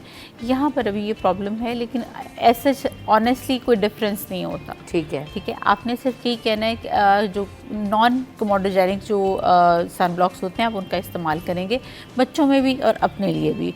और आप ब्रॉड स्पेक्ट्रम लेंगे। ये 2-3 चीज़ें, SPF आपने 60 देख लिया, प्लस सीबम कंट्रोल देख लिया, और इसके अलावा आपने ये देखना है कि वो ब्रॉड स्पेक्ट्रम हो। सही, ज़बरदस्त। अच्छा, जो जिनकी स्किन टैन हो गई, जैसे अभी बीचेस पे लोग जा रहे हैं, फार्म हाउस में लोग बहुत ज़्यादा जाते हैं, तो उसमें क्लोरीन की वजह से स्किन ख़राब हो जाती है, रैश हो जाता है, रेड हो जाता है, उससे कैसे प्रिवेंट कर सकते हैं? उसके अंदर एक सबसे पहले, जिस तरह आपने क्लोरीन की बात की, या आपने जिस तरह समंदर के अंदर भी आप जा रहे हैं, इस तरह के इश्यूज़ हैं, तो उसके अंदर भी आपने सबसे पहले ये करना है कि नॉर्मल पानी के साथ जितना जल्दी हो सकता है उसको वॉश आउट कर। ठीक है। ठीक है, और एलोवेरा एक सबसे आसान चीज़ है, और जो सब के लिए मेरा ख्याल है इतनी कोई एक्सपेंसिव नहीं है। आप उसको बेसिकली जो ये मतलब होते हैं प्री फॉर्म टाइप्स, वो भी ले सकते हैं, कि जो इसमें बनी हुई जेल्स आ रही होती है, घर में आपके पास मौजूद है, आप उसको भी लगा सकते हैं। किस तरह से अप्लाई करें? आप उसमें उसको छीलेंगे, ठीक है, और उसके बाद उसके अंदर से जो उसका पल्प है उसको आप लेके लगाएंगे। ठीक है, और उसमें कोशिश करें उसका ग्रीन पार्ट ना आए। लेकिन अगर आपको ये मुश्किल लग रहा है तो जेल्स जो बनती हैं वो आमतौर पर बिल्कुल प्योर फॉर्म होती है एलोवेरा की, तो उसमें कोई ऐसी प्रॉब्लम या कोई केमिकल इन्वॉल्व नहीं होता। अब वो सस्ती होती हैं, बहुत आराम से मिल जाती हैं। आप उसका इस्तेमाल ये करेंगे, और जितनी दफ़ा आप अप्लाई कर सकें जैसे ही आप निकले हैं पानी से, तो आपके लिए बहुत अच्छा होगा। अच्छा, इवन वो सनबर्न्स के लिए बहुत अच्छा है। अच्छा, एलोवेरा जेल को तो वैसे भी बहुत सारे फ़ायदे हैं, और कहते हैं कि हाइड्रेशन के लिए बहुत अच्छा है। इस वक्त जो मौसम है, डिहाइड्रेशन इंसान की बॉडी के अंदर भी बहुत हो रही है, स्किन के अंदर भी बहुत मन होता है ना, अपने हाथ देखते कहते पानी तो इतना पिए, फिर क्या हुआ, क्यों ऐसे सुकड़े सुकड़े हो गए। तो आप डिहाइड्रेटेड जब फील करते हैं तो आपके स्किन के अंदर से जो है ना वो सारा ड्राइनेस हो जाती है, और अजीब से हाथ और पाँव आपके लगने लगते हैं। तो क्या एलोवेरा जेल को वैसे भी आप डेली रूटीन में किस तरह से इस्तेमाल कर सकते हैं कि हाइड्रेट रहें? बिल्कुल आप कर सकते हैं। देखिए, आप जिस तरह बात करें हाथों से, सबसे पहले आपकी जजमेंट होती है कि आपका हाइड्रेशन लेवल क्या है ना, वो बिल्कुल ड्राई हो जाती है, रिंकल्ड होना शुरू हो जाएंगी आपकी। मैं वैसे भी बताती हूँ कि this is the best test to do, कि आपने इस तरह पिंच किया, थोड़ी देर के लिए होल्ड किया, आपने छोड़ा, ये फ़ौरन वापस किसी मतलब ये वेल हाइड्रेटेड। लेकिन अगर ये नॉर्मल हो जाए, हाँ, अगर ये वहाँ पे रुक जाती है चाहे फ्यू सेकंड्स के लिए, इसका मतलब ये है कि यू आर डिहाइड्रेटेड। सही, ठीक है, आपको पानी पीने की ज़रूरत है। और अक्सर लोगों को ये लग रहा होता है कि क्योंकि इस वक्त ह्यूमिडिटी के लेवल हाई होता है, जी हमारे स्किन को मॉइस्चराइज़ करने की ज़रूरत नहीं है। बिल्कुल होती है, आपने सिर्फ मॉइस्चराइजर्स वाटर बेस्ड लेने होते हैं। और जिस तरह क्योंकि समंदर से निकल रहे होते हैं तो उसमें नमक होता है, ठीक है, तो वैसे भी आपकी स्किन में से आके नहीं ड्राई फील होता है, तो उसके बाद आपको ज़्यादा ड्राई फील होगा। तो जैसे ही आप पानी से निकलें, आपने नॉर्मल बात लिया, फ़ौरन हाइड्रेट करें। आपने फुल ड्राई करके बॉडी नहीं करनी है, आपने थोड़ी सी डैम्प बॉडी पे मॉइस्चराइज़र लगाने हैं, और आपने वाटर बेस्ड मॉइस्चराइज़र लगाना है, ऑयल बेस्ड नहीं लगाना। सही। जो लोग मेकअप्स कर रहे हैं, जैसे हम लोग हैं, बहुत सारे लोग और बाहर जा रहे होते हैं, फील्ड में भी काम कर रहे होते हैं, मेकअप जब कर रहे होते हैं तो देखते हैं कि पसीना आ रहा है और जो है वो मेकअप पिघल भी रहा है। फिर दूसरी बात है कि स्किन में बहुत ज़्यादा एब्जॉर्ब होता है, खासतौर पर इस मौसम के अंदर। इवन आप प्राइमर्स भी यूज़ कर लें, क्या कर लें, तो उसके बाद अगर आप मेकअप रिमूव भी कर लें तो आपकी स्किन के ऊपर निशान और पिगमेंटेशन हो जाती है मुख्तलिफ जो है वो मेकअप प्रोडक्ट्स की। तो उससे अरीज कैसे जो है ना वो बच सकते हैं और किस तरह का मेकअप जो है वो दिन में ख़ास तौर पर इतनी गर्मी में यूज़ करना चाहिए? आपको लाइट वेट करना चाहिए, ठीक है, और उसके अंदर कोशिश ये करेंगे जिस तरह पहले आपकी क्रीमी फॉर्म्स हो रही होती हैं कि आप सर्दियों में इस्तेमाल कर रहे थे, इस वक्त आप ज़रा ड्राई फॉर्म की तरफ आ जाएँ। जिस तरह स्टिक्स होती हैं या पाउडर फॉर्म होती है, that is the better option to use. और सबसे ज़्यादा ज़रूरी ये है कि आपने सबसे पहले अपनी स्किन का ऐसे ख्याल रखना है कि आपके पोर्स में वो जाए ही ना प्रोडक्ट। उसके लिए आपने इस वक्त बेस्ट मौसम होता है रेटिनॉल्स को इस्तेमाल करने के लिए। अच्छा, ठीक है, रेटिनॉल्स क्या कर रहा होता है कि आपके जो बेसिकली पोर्स हैं उनको टाइटन अप कर रहा होता है, तो क्लॉगिंग के चांसेस बहुत कम हो जाते हैं। इसके अलावा जो टोनर्स आपको मिल रहे होते हैं, जो आपके अल्फा हाइड्रोक्सी एसिड्स हैं, जिसमें आपका लैक्टिक एसिड भी आ जाता है, ग्लाइकोलिक एसिड भी आ जाता है, आप इसके टोनर्स का इस्तेमाल करें। एक तो वो आपकी ऑयल प्रोडक्शन को बेहतर करेगा, प्लस वो आपके पोर्स को टाइट करेगा, तो क्लॉगिंग के चांसेस बहुत ज़्यादा कम हो जाते हैं। टोनर बिफोर मेकअप यूज़ कर लें? बिल्कुल करें। और आपने एक दफ़ा उसके बाद जिस वक्त रात को ख़ास तौर पे सोते हुए आपकी क्लेंजिंग दिन में 2 दफ़ा इज़ मस्ट। ठीक है, मास्क लाजमी है, exfoliation once a week is must, twice. अगर आपकी बहुत ऑयली स्किन है, बहुत ज़्यादा आपको लग रहा है कि आपकी ऑयल प्रोडक्शन है, तो फिर आपने ट्वाइस लाजमी करनी है एक्सफोलिएशन। अच्छा, एक्सफोलिएशन में और हार्ड स्क्रब में बहुत फ़र्क होता है। आपने वो जो एप्रिकॉट बेस्ड होते हैं वो नहीं इस्तेमाल करें, देर वेरी हार्श। जितना ज़्यादा आप हार्श करेंगे, आप बेसिकली उसकी जो पोर्स के नीचे से ग्लैंड्स को है वो ओवर एक्टिव कर देंगे और ज़्यादा ऑयल प्रोडक्शन होगी। सही। एक कॉलर है हमारे पास, उनको शामिल करते हैं। अस्सलाम वालेकुम। उनसे कैसी हैं? मैं बिल्कुल ठीक हूँ याया, आप बताइए आप कैसे हैं? देखिए, हम तो हमारी तो इंतज़ार आपके प्रोग्राम से होती है और शुक्र है गर्मी में शिद्दत में कमी हुई है। आपके डॉक्टर रीच को मैं सलाम करना चाहूँगा, हम उनसे बहुत कुछ सीखेंगे आज जरूर। मेरे 2-3 सवाल हैं डॉक्टर साहब। एक तो सबसे पहला सवाल ये कि जो प्रिकली हीट पाउडर जो होता है वो गर्मी में किस कदर कारआमद होता है? क्या ये सही होता है प्रिकली हीट पाउडर लगाना है दानों वालों पे? एक तो ये सवाल। दूसरा सवाल ये कि जो जैसे आपने बताया कि हमारी स्किन, जैसे मेरी स्किन बड़ी हार्ड है, ठीक है ना, यानी बहुत हार्ड स्किन है, वो गर्मी में भी हार्ड ही रहती है। और उसके लिए मुझे, क्योंकि अगर मैं जो सोप वगैरह भी इस्तेमाल करता हूँ ना, तो उससे मेरी स्किन और ड्राई हो जाती है। तो मुझे आप क्या रेकमेंड करेंगे कि मेरी हार्ड स्किन में कौन सा सोप, मुझे किस टाइप का सोप मैंने इस्तेमाल, क्योंकि जो भी मैं सोप इस्तेमाल करता हूँ मेरी स्किन पे वो ड्राइनेस क्रिएट कर देती है। तो ये सवाल। दूसरा ये सवाल है कि जो हमारे यानी मोस्टली बहुत सारी बेचारी आम घरों की औरतें जाके जुम्मा बाजार से और इधर से मेकअप का सामान लेती हैं और जो मुख्तलिफ नामों से फरोख्त होता रहता है, जो उसमें काफी मुज़र सेहत केमिकल्स होते हैं। आप उनके बारे में जरा इंटीमेशन करें कि भाई इनमें कितना एहतियात करना चाहिए। इस किस्म के सस्ते मेकअप खरीदने से बेहतर है कि आप किसी एक जगह से कोई अच्छी चीज ले लें ताकि आपकी स्किन खराब ना हो। बस यही मुझे कहना है। जाया, आप तो बड़ा खवातीन का ख्याल रखते हैं, वरना अमूमन जब मर्द शॉपिंग पे ले जा रहे होते हैं, भाई कुछ भी ले लो बस लेके निकलो। उन्हें फिक्र नहीं होती कि तुम एक बार अच्छा ले लो या महंगा ले लो, वो कहते हैं बस अब ये ले और निकले अच्छा सस्ते में निमट जाए। तो याया ये अच्छी चीज़ लगी मुझे आपकी कि that you are concern for your family members and यकीनन कि वो बहुत अच्छी चीज़ है। अच्छा, सबसे पहले आया का प्रिकली हीट पाउडर, वो ठंडा गर्मी दानों का पाउडर, उसमें कोई हर्ज नहीं है, आप बिल्कुल इस्तेमाल कर सकते हैं। और इसके अलावा अगर आपको लगता है कि ज़्यादा मामला है तो फिर कैलामाइन लोशन बहुत आराम से मिल रहा होता है, वो आप इस्तेमाल कर सकते हैं, लेकिन उसमें कोई इशू नहीं है। और जो दूसरा इनका सवाल था कि मेरी स्किन बहुत ज़्यादा ओवर ड्राई हो जाती है। पाउडर का एक और चीज़ अभी आपने बताया, तो कहते हैं ना छोटे बच्चों के लिए भी पाउडर इस्तेमाल ना करें। अब ये भी एक बड़ा मसला है कि लगाएं उनको नहीं लगाएं। अच्छा, क्या होता है जैसे न्यू बॉर्न से लेकर 1-1.5 साल तक के बच्चों का? प्रेफरेबली आप ना लगाएं। उसकी वजह ये होती है कि उसके फ्यूम्स होते हैं, ठीक है। प्रिकली हीट तो अगर आपको प्रॉब्लम हो गई है तब उसके लिए अब आप कर रहे हैं ना, ठीक है, लेकिन डेली रूटीन में, हाँ, लेकिन डेली रूटीन में नहीं, मैं बिल्कुल रेकमेंड नहीं करती, क्योंकि उसके फ्यूम्स बहुत ज़्यादा वो आपके बच्चे के अंदर जाने के चांसेस, तो उड़ रहा होता है ना, वो स्टेबल नहीं है, ठीक है। तो उसके बाद वो आगे से अस्थमा के इश्यूज़ करना या आपके स्किन एलर्जीज़ को जनरेट करना, इस वक्त तो खैर उसको उसके बारे में जो रिसर्चेज आ रही हैं वो यही आ रही हैं कि वो कैंसर भी कॉज कर रहे हैं। अच्छा, तो अवॉइड करना Avoid चाहिए, करना ठीक है। अच्छा, दूसरा सवाल था, उनकी स्किन हार्ड है या कि तो सोप कौन सा इस्तेमाल करना चाहिए? एक तो सोप उनको नहीं इस्तेमाल करना चाहिए, ये पहली इंडिकेशन है। जिस तरह वो खुद बता रहे हैं कि मैं जब भी सोप इस्तेमाल करता हूँ मेरी स्किन और ड्राई हो जाती है। इसका मतलब ये है कि जो साबुन वो इस्तेमाल करें, क्योंकि जो सोप्स होते हैं यूजुअली वो हार्श होते हैं आपकी स्किन के लिए। इसका मतलब ये है कि आप बहुत ओवर या ज़्यादा टाइम दे रहे हैं या ज़्यादा दफ़ा कर रहे हैं, ठीक है। इनमें से कोई भी एक फैक्टर हो सकता है और दोनों फैक्टर भी इन्वॉल्व हो सकते हैं।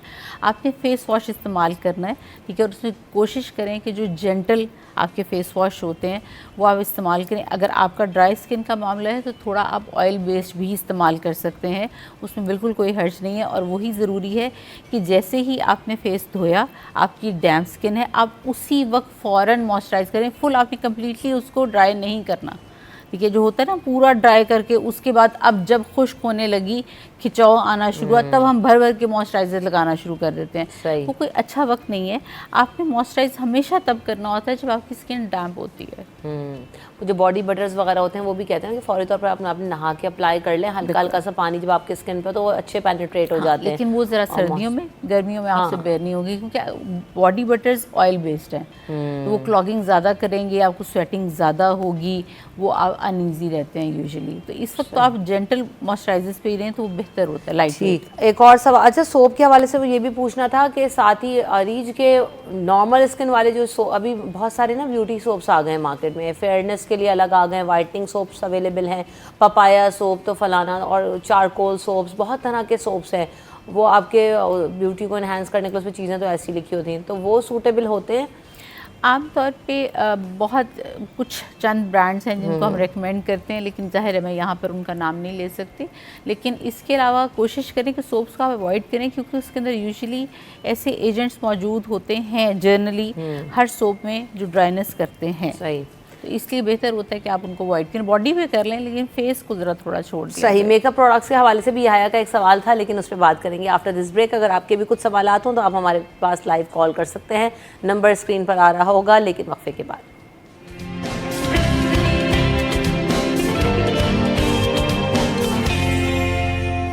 Welcome back in city at 10। तो जनाब मेकअप प्रोडक्ट्स के हवाले से सवाल हुआ था अरीज, और बिल्कुल अच्छा, बहुत अच्छा सवाल था, मेरा तो ध्यान इस तरफ गया भी नहीं। थैंक यू याह्या कि आपने एक बड़ी अच्छी चीज़ है ना उस तरफ हमें इंडिकेट किया। मुख्तलिफ तरह के मेकअप प्रोडक्ट्स हैं, सबसे ज़्यादा मुझे देखकर होता है कि जी जो बेसिस हैं वो 2 और 3 और 4 नंबर की भी मार्केट में अवेलेबल हैं, उनका इंतखाब और वो जो लोग लेके अप्लाई कर रहे हैं वो किस हद तक नुकसानदेह हो सकते हैं। इसी तरह लिपस्टिक्स की बहुत सारी जो है वो हमें कॉपीज़ नज़र आ रही होती हैं, वो मार्केट में बहुत खुलेआम और बहुत सस्ते दामों भी मिल रही होती हैं। तो अरीज उसका नुकसान होता है या नहीं होता? बहुत ज़्यादा शदीद होता है। या वंस आपने प्राइमर लगा लिया तो अब कुछ भी लगा लो, बेस नहीं, वेस? नहीं नहीं नहीं नहीं, बिल्कुल भी नहीं। देखिए, हम जिस तरह कहते हैं कि हम बाकी सारी चीज़ें जानदार हैं, तो हम स्किन को ये समझते हैं कि वो सांस लेती है, ठीक है, और हम उसको ऐसे ही कंसिडर कर रहे होते हैं। अगर आप स्किन पे कोई भी ऐसी प्रोडक्ट लगा रहे हैं तो एक चीज़ ये जहन में रखें कि उसके बाद लगने वाले पैसे आपकी तबाही उतार देंगे, क्योंकि वो कई सालों तक प्रॉब्लम्स प्रोलॉन्ग हो जाते हैं। क्योंकि एक दफ़ा कुछ भी ट्रिगर हो गया तो वो फिर अब एक लंबा सिलसिला है। आपने जब देखिए, आपको भी बड़े अच्छे से आइडिया कि बेसिस आमतौर पे बहुत लंबी चलती हैं, आपकी 2-3 महीने के अंदर ख़त्म होने वाली वो चीज़ नहीं है, टाइम चल जाता है। अनटिल अनलेस कि आप मतलब 24 घंटे भी मेकअप में हो और पूरी फैमिली यूज़ कर रही हो, तो फिर हो सकता है कि आपकी 2 से 3 माह में ख़त्म हो जाए। अदरवाइज होता है, हर किसी की पर्सनली होती है बेस, स्किन टोन के अकॉर्डिंग। और आपके 2 साल आराम से जाती है, साल से 2 साल। एक तो ये कि बहुत थिन लेयर होनी चाहिए, लेकिन सबसे ज़्यादा इंपॉर्टेंट ये कि प्रोडक्ट अच्छी होनी चाहिए। आप एक दफ़ा अच्छा इन्वेस्ट कर लें, इससे बहुत बेहतर है कि आप ना लगाएं। अगर आपको ये लग रहा है कि जी I can not afford it, या मेरे लिए बहुत मुश्किल है, वो एक्सपेंसिव होती है, सस्ती चीज़ लगाने से बेहतर है।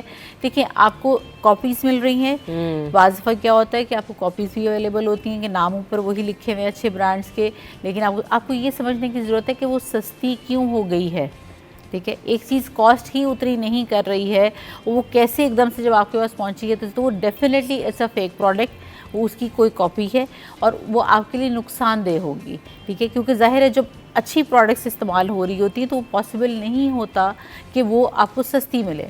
तो मेकअप की सिलेक्शन हमेशा अच्छी जगह से करें, ये बहुत ज़्यादा ज़रूरी है। लिप ग्लॉस जो है ना, मैट लिपस्टिक्स, और उनका बड़ा फैशन है, और मैंने ये भी देखा कि वो बड़े सस्ते अवेलेबल हैं मार्केट में, और वो बड़े ख़वातीन को पसंद भी, क्योंकि अगर आप उनको एक दफ़ा लगा लो तो चिपक जाते हैं, सारा दिन वो नहीं हटते। आप खा लें पी लें उनको, इवन क्लेंजर से वाइप से उतारो तो फिर वो जाके लिपस्टिक आपकी जो है वो हटती है। लेकिन हमारे पास वही लोग आ रहे होते हैं, उनकी ब्लैकनिंग बहुत ज़्यादा हो रही होती है लिप्स की, कुछ अर्से के बाद आप देखें तो उनके होंठ काले होना शुरू हो जाते हैं। ठीक है, अब जब भी आपको तरीका आपको कैसे जज होता है, अल्लाह ताला ने एक बड़ा अच्छा सिस्टम इंसान के जिस्म में रखा हुआ है कि जहाँ पर आप उसके साथ ज़्यादती करेंगे या कुछ भी करेंगे वो फ़ौरन रिएक्ट करती है। अगर सब कुछ ठीक चल रहा है आपके खाने में, खुराक में, लगाने में, आपकी हर चीज़ में, तो वो बिल्कुल ठीक पोर्ट्रे करेगी। लेकिन अगर कोई प्रॉब्लम आ रही है तो दैट इज़ एन इंडिकेशन कि कुछ गलत है, या आपने ऊपर से गलत कुछ लगाया या आपने अंदर उसको कुछ गलत खाने के लिए दिया है। ऐसा नहीं हो सकता कि सब ठीक चल रहा है, आपके हार्मोन्स भी ठीक है, आपकी डाइट भी ठीक है, आपकी लगाने वाली चीज़ें भी ठीक है, फिर भी आपकी स्किन बेहतर ना हो, ये पॉसिबिलिटी नहीं है। 3 तरह की लिपस्टिक्स जो है, या हम कहते हैं कि लिप प्रोडक्ट्स अवेलेबल होती हैं ज़्यादातर मार्केट में, एज़ पर माय नॉलेज। एक तो वही जो मैट लिपस्टिक्स की मैं बात करूँ जो ग्लॉस फॉर्म में अब हमारे अवेलेबल हैं। दूसरी बात ये कि एक तो ग्लॉसी लिपस्टिक्स हैं, ग्लॉस हैं, और तीसरी चीज़ है जो हमारी ट्रेडिशनल लिपस्टिक्स हैं जो कि थोड़ी क्रीमी टेक्सचर होता है। सबसे बेस्ट प्रोडक्ट क्या है आपके होंठों के लिए? जो ग्लॉस में होती है that is better, that is क्योंकि उसके अंदर मॉइस्चर ज़्यादा है। ठीक है, ठीक है, वो जितनी ज़्यादा मॉइस्चर, उसके बाद आपकी लिपस्टिक्स आ जाती हैं, मैट सबसे एंड पे आती है। ठीक है। इस वक्त जो कराची का मौसम है उसमें ह्यूमिडिटी लेवल हम देख रहे होते हैं बहुत ज़्यादा होता है अरीज, तो किस तरह से जना जाते जाते कि हम अपनी स्किन का रूटीन क्या हो और ख़याल कैसे करते हैं और इस मौसम में अच्छी स्किन नज़र आए, ग्लोइंग नज़र आए? मैं अभी आपसे यही बात कर रही थी कि बेसिकली क्योंकि मैं लाहौर से हूँ तो हम जिससे वहाँ पे बैठ के मैं टीवी चैनल पे बात कर रही होती तो हमारे जनरली जो हमारे इर्द गिर्द एटमॉस्फेयर चल रहा होता है हम उसके अकॉर्डिंगली बात कर रहे होते हैं। लेकिन जाहिर है कि पूरा पाकिस्तान देख रहा होता है, तब मैं जब यहाँ आई हूँ तो वो मुझे जो एक वेदर का चेंज है, ह्यूमिडिटी लेवल हाई है यहाँ पे as compare to Lahore, Islamabad, तो मुझे आइडिया हो रहा है कि ज़ाहिर है यहाँ के लोगों के लिए जो स्किन केयर है वो थोड़ी डिफरेंट है। इसीलिए जिस वक्त आप लोग अगर कोई प्रोग्राम्स भी देखते हैं तो थोड़ा सा इस चीज़ को देख लिया करें कि हर चीज़ हर बंदे के लिए नहीं है। यहाँ पर नॉलेज देने का मकसद ये होता है कि हम आपको अवेयरनेस दें और जनरलाइज एक चीज़ बता दें कि अगर ऐसा है तो आप ये चीज़ें सेफली घर पे कर सकते हैं। ठीक है, आप इस तरह के मौसम के अंदर जिस तरह कराची के अंदर है तो आपने इस क्लेंजिंग को अपने रखना है अच्छा, अपना मॉइस्चराइज भी आप करेंगे लेकिन बहुत ज़्यादा कम, ठीक है, और वाटर बेस्ड। इसके अलावा आपके पास हर बंदे के पास, मैंने एलोवेरा जेल का भी बताया, वो बहुत इजीली अवेलेबल है, प्लस रोज़ वाटर आप उसकी मिस्ट बना के रख लें, वो बहुत आपके लिए रिफ्रेशिंग भी होगा, सस्ता भी है। आप पानी के साथ बेशक डाइल्यूट कर लें अगर आपको लगता है कि खाली रोज़ वाटर, अव्वल तो रोज़ वाटर के साथ अगर ठीक रोज़ वाटर है कभी किसी को कोई प्रॉब्लम नहीं हो सकती है। और वो सबसे अच्छी चीज़ है कि आप अपनी स्किन को हाइड्रेट रखें। ठीक है, आप मॉइस्चराइज नहीं करना चाह रहे हैं, छोड़ दें, आप इस तरह के मिस्ट का इस्तेमाल कर लें, वो आपकी बेशक पॉकेट में हो, दिन में 2 से, वो रिफ्रेशिंग भी होगा और आपकी स्किन के लिए भी अच्छा होगा। सही, thank you so much Areej, आपने वक्त दिया और जो है वो बड़ी अच्छी टिप्स भी आपसे शेयर की आपने यहाँ पर ऑन स्क्रीन, और आपकी आमद का भी बहुत शुक्रिया। हम यहाँ पे वक्फे की तरफ बढ़ेंगे, वक्फे के बाद हाजिर होंगे अपने अगले सेगमेंट में।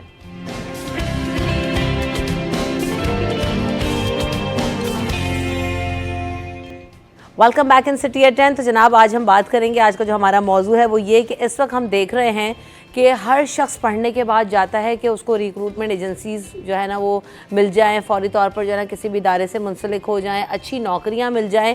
लेकिन इन सब के लिए हम कहते हैं ना कि कोई भी गोल आप जब सेट करते हैं तो उसको अचीव करने के लिए एक पैथवे और एक रास्ता होता है। तो जी वो रास्ता क्या है और उसके लिए भी आपको अपने आप को किस हद तक ग्रूम करना पड़ता है?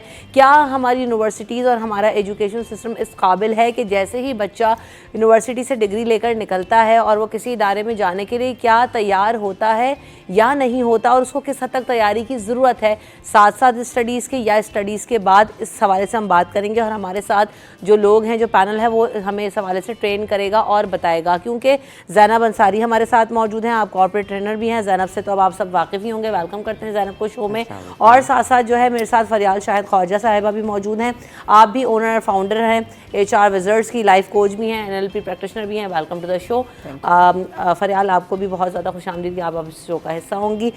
तो जब हम बात ये करते हैं ना कि सबसे पहले तो क्या हम वाकई बेसिक सवाल HR रिलेटेड, मुझे ये आता है कि एजेंसीज़ कुछ और ढूंढ रही होती हैं, बच्चा किसी और माइंडसेट से आ रहा होता है, टैलेंट किसी और तरह का है, अम्मा अब्बा की फोर्स पे कर कुछ लिया है, पैशन कुछ और है, करना कुछ और चाहता है, ये सब कुछ गड़बड़ होकर कुछ और ही बन रही होती है पर्सनैलिटी। और वो जब आप बैठते हैं सामने तो वो पता चल जाता है कि करना इसने क्या था, पढ़ क्या लिया। तो क्या हर्डल्स आपको नज़र आते हैं स्टार्टिंग विद यू फरियाल, क्योंकि आप HR से रिलेटेड बहुत सारी चीज़ें देख रही होती हैं, तो आपने क्या ऑब्जर्व किया अब तक? देखिए, मैं इस पे यही कमेंट करूँगी कि हमारा जो एकेडेमिया है एंड देन अगेन जो हमारा कॉर्पोरेट है पूरा, उसके अंदर there is a lot of gap in between, so we need to bridge that. और इस पे बहुत बात होती है। अभी आपको पता होगा शायद कि एकेडेमिया रिलेटेड एक बिल भी पास करने की कोशिश कर रहे हैं थ्रू HACC, लेकिन जो है कुछ चीज़ें फॉर्मुलेट होने में ऑब्वियसली टाइम लगता है, it will take a while. लेकिन ये बात बिल्कुल ठीक है कि थ्योरी पढ़ाई जाती है, जो कि थ्योरी भी पता नहीं किस ज़माने की है, वो बिल्कुल सही बात, completely not connected with actual practical job natures जो रिक्वायर्ड होती है वहाँ पे, तो वो उसको हमें अपस्किल करना पड़ता है, हैंड होल्डिंग करनी पड़ती है। इट्स वेरी इंपॉर्टेंट आजकल के दौर में, this suggestion for me from my side to all the young candidates कि आप अपने आप को अपस्किल करें and opt for those important tools. आप उसको खुद लर्न करें कि उसके अंदर आप पहले से प्रेप करके जाएं इन द कॉर्पोरेट सिस्टम, क्योंकि सिर्फ MBA कर लेना काफ़ी नहीं है आजकल के दौर में। Additional certifications, additional tools, additional जो स्किल्स हैं, that is very important. For example एक छोटी सी चीज़ है एडवांस एक्सेल, लेट्स से। अब ये एक टूल ऐसा है जो Excel and then advance Excel, ठीक है, दिस इज़ वेरी इंपॉर्टेंट क्योंकि डाटा एनालिटिक्स का दौर है। कोई चीज़ भी अगर आपने आइडेंटिफाई करनी है, समझनी है, तो that will only help you from the data we drive and to see then what are the trends in the market, ठीक है। उसके लिए आपको छोटा मोटा न्यूमेरिकल वर्किंग जो है वो आनी चाहिए। वो आपको अगर आती होगी तो आप हैंड्स ऑन होंगे, आप बहुत सारा अपना स्ट्रीमलाइन कर सकेंगे, चीज़ों को अपना काम कर सकेंगे। So this is my answer. Zainab, ये वाली बात तो फरियाल ने भी की कि हमारी यहाँ जो ना उसको ब्रिज करना है, कोर्सेज जो है उनको रीडिज़ाइन करने की भी बातें बहुत सारी हुई, लेकिन अभी तक हम वो कर नहीं पाए। अब क्या करें ऐसा कि जब बच्चा यूनिवर्सिटी से निकल रहा है और अब उसने प्रैक्टिकल लाइफ में आना है, इंटरव्यूज़ देने हैं, उसको कैसे जो है ना वो ग्रूम किया जाए कि वो जाए, एक अच्छी नौकरी भी हासिल करे। वो ख़ुद को मुझे ऐसा लगता है पढ़ भी लेते हैं तो CV बनानी नहीं आ रही होती, तो आपको अपने आप को मतलब अपने बारे में लिखना नहीं आ रहा होता, 4 लाइनें कवर लेटर लिखने को कहते तो जान निकल जाती है कि हमें करना क्या और कैसे अपने आप को प्रोजेक्ट करना, पोर्ट्रेट करना है। देन अगेन, और साथ ये भी ऐड कर लीजिएगा ज़ैनब कि लिंक्डइन प्रोफाइल अभी इस वक्त बहुत ज़्यादा जो है ना हम कहते हैं कि मैटर करती है। हमारे यहाँ परसेंटेज उठाकर देखेंगे कितने लोगों की प्रोफाइल होगी जो बच्चे पढ़ के अभी निकल रहे हैं या प्रोफेशनली भी थोड़ा बहुत भी कुछ अर्सा उन्होंने काम कर लिया है। तो अभी तक हम उन चीज़ों को, हम जनरेटिव AI पे भी बात करेंगे, लेकिन अभी तक तो हम यहीं नहीं पहुँच पाए। बिल्कुल बिल्कुल, and actually it's what you are talking about is personal branding. कि पर्सनल ब्रांडिंग लोगों को एक्चुअली आती नहीं है, जिनको आते हैं वो बहुत आगे निकल जाते हैं। फरियाल is a very big influencer on LinkedIn and this is something जो मैंने इससे खुद सीखा है। एंड मेरे काम में काफ़ी काम आया कि मैं अपने जब प्रोफाइल बढ़ाया था उस पर लिंक्डइन में ज़्यादा पोस्ट करना शुरू किया तो मुझे काम भी ज़्यादा मिलना शुरू हुआ है, ज़्यादा अटेंशन भी मिलना शुरू हुआ है, अपॉर्चुनिटीज़ आई हैं। 3 जो हॉट बटन टॉपिक्स हैं ना, एक कम्युनिकेशन, एक पर्सनल ग्रूमिंग और एक बिहेवियर। ये 3 चीज़ें के अंदर ही इश्यूज़ होती है लोगों के व्हेन दे जब वो जॉब के अंदर जा रहे होते हैं। जॉब में एक तो वो देखते हैं आपकी स्किल्स क्या हैं, पर ये भी देखते हैं कि क्या प्रेजेंटेबल है, आप बात कर सकते हैं, स्किल्स हैं आपके पास। दूसरा now the problem with all of that is क्योंकि यूनिवर्सिटीज़ पूरी नहीं कर रही है तो NGOs बहुत सारी हैं जो ट्रेनिंग्स करवा रही हैं, फाइनेंशियल लिटरेसी से लेके डिफरेंट फॉर्म्स ऑफ लिटरेसी के प्रोग्राम्स करवा रहे हैं कॉलेजेस में। एक ये तरीका है। एक दूसरा ये है कि पब्लिक प्रोग्राम्स बहुत सारी जैसे PSTD और इस तरह के इदारे हैं, ये करवाते हैं पब्लिक प्रोग्राम्स जहाँ पर्सनल ग्रूमिंग आप सीख सकते हैं। THK ग्रुप करवाता है ये सारे, तो ये पर्सनल ग्रूमिंग आप कर सकते हैं, कम्युनिकेशन स्किल्स कर सकते हैं, उसी से आप बेहतर हो सकते हैं। सिमिलरली कोर्सेरा, इस तरह की वेबसाइट्स भी हैं जहाँ से आप एक्चुअली ऑनलाइन सस्ते में भी आप कोर्सेज उठा सकते हैं। जैसे उन्होंने बोला, upskilling is the name of the game right now, so that's what the students. Faryal, जैसे अभी ज़ैनब ने भी कहा कि you are very strong at LinkedIn और उस पर प्रोफाइल भी है, नज़र भी आ रहा है, तो किस तरह से आप टिप्स देंगी लोगों को कि क्या करना चाहिए, आपकी प्रोफाइल में क्या चीज़ें हों, कैसे आप, अब उमूमन क्या होता है जॉब भी ढूंढ रहे हैं तो जॉब्स इन कराची लिख देंगे, बहुत भी होगा तो हमारे यहाँ मेरे ख्याल से यही सर्चिंग का ज़्यादातर लोगों में, या आप IT लिख देंगे, जॉब्स इन IT, इससे ज़्यादा क्या, अपनी प्रोफाइल में कुछ नहीं डाला होगा और जी वहाँ से ईमेल लेंगे और भेज देंगे। तो क्या करना है लिंक्डइन पे कि आपको नौकरियाँ मिल सकें और आप रिसोर्सफुल भी हों और जो रिक्रूटर भी अगर आपको देख रहा है तो वो इम्प्रेसिव प्रोफाइल उसको नज़र आए। देखिए जी, सबसे बड़ी बात है कि प्रोडक्ट क्या है। जो दिखता है वो बिकता है, आपने अपने ऊपर कितना काम किया हुआ है। अच्छा, That जाली is जाली very में दिखा important. देते हैं ना, वो स्किल के सेक्शन में सारा कुछ मंड देंगे, हाँ, समझ तो में वो नहीं आएगा कि एक्सप्लॉइट हो जाएंगे आप Exactly. पहले इंटरव्यू में, अगर आपको नहीं आता तो। हाँ। बहुत सारे लोग क्या करते हैं कि सीवी छाप के ले आते हैं किसी और का, भाई आप एक्सप्लॉइट हो जाएंगे, एक्सपोज हो जाएंगे। अगर वो लेट से जॉब मिल भी जाती है, आपने ले भी ली, किसी तरीके से काम नहीं आता होगा, आपका प्रोबेशन ख़त्म नहीं करेगी कंपनी, ठीक है ना। तो इट इज़ वेरी इंपॉर्टेंट कि सबसे पहले सेल्फ डेवलपमेंट पे काम करें, लाइक शी जस्ट सेड कि आप अपने आप को किसी तरह से इम्प्रूव करें, डेवलप करें। मैंने जैसे कहा सर्टिफिकेशंस करें, इसी तरह language communication is also big barrier है। अपना दिमागी होराइज़न बढ़ाएं, अपना माइंड सेट ओपन करें, एक्सपोजर लें। असल में बात यह है कि कभी कुछ देखा ही नहीं। अभी हमारे यहाँ तो इतना ऑब्वियसली इकोनॉमी की इतनी बुरे हालात हैं कि लोगों के पास इतने मौके नहीं है, इतने प्लेटफॉर्म्स नहीं है जहाँ जाके ग्रूमिंग करें या एक्सपोजर लें या देखें, सीखें।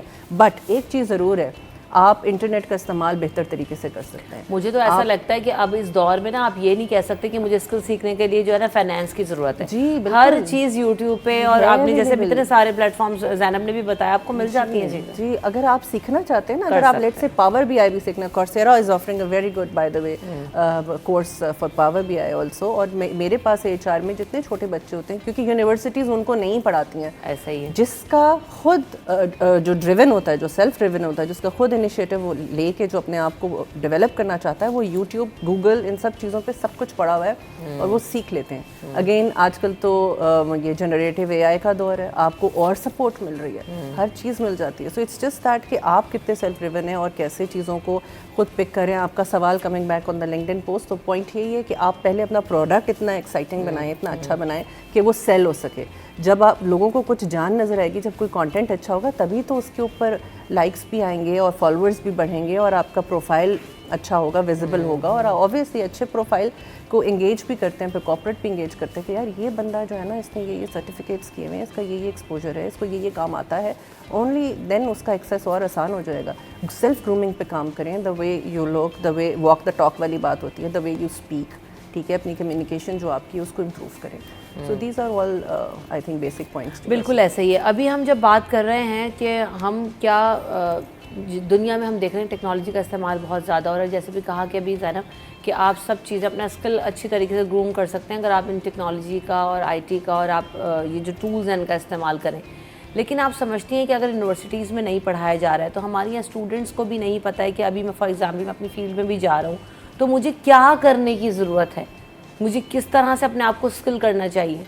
तो वो कैसे जो है ना वो आइडेंटिफाई करें ज़ैनब इस वक्त। और इस वक्त आप लोग क्योंकि कॉर्पोरेट सेक्टर में हैं, आप लोग बहुत सारी चीज़ें देख रहे हैं। ये भी होता है ना कि मैं देख रही हूँ, अब मैं चाहती हूँ कि मेरे आने वाला यार अब इस तरह से स्किल्ड होकर आए, चले मैंने निकाल लिया। तो अब आपको क्या नज़र आता है कि आप लोग समझते हैं कि यहाँ गैप्स हैं, इनको बच्चे फिल कर दें तो बहुत अच्छा हो जाएगा।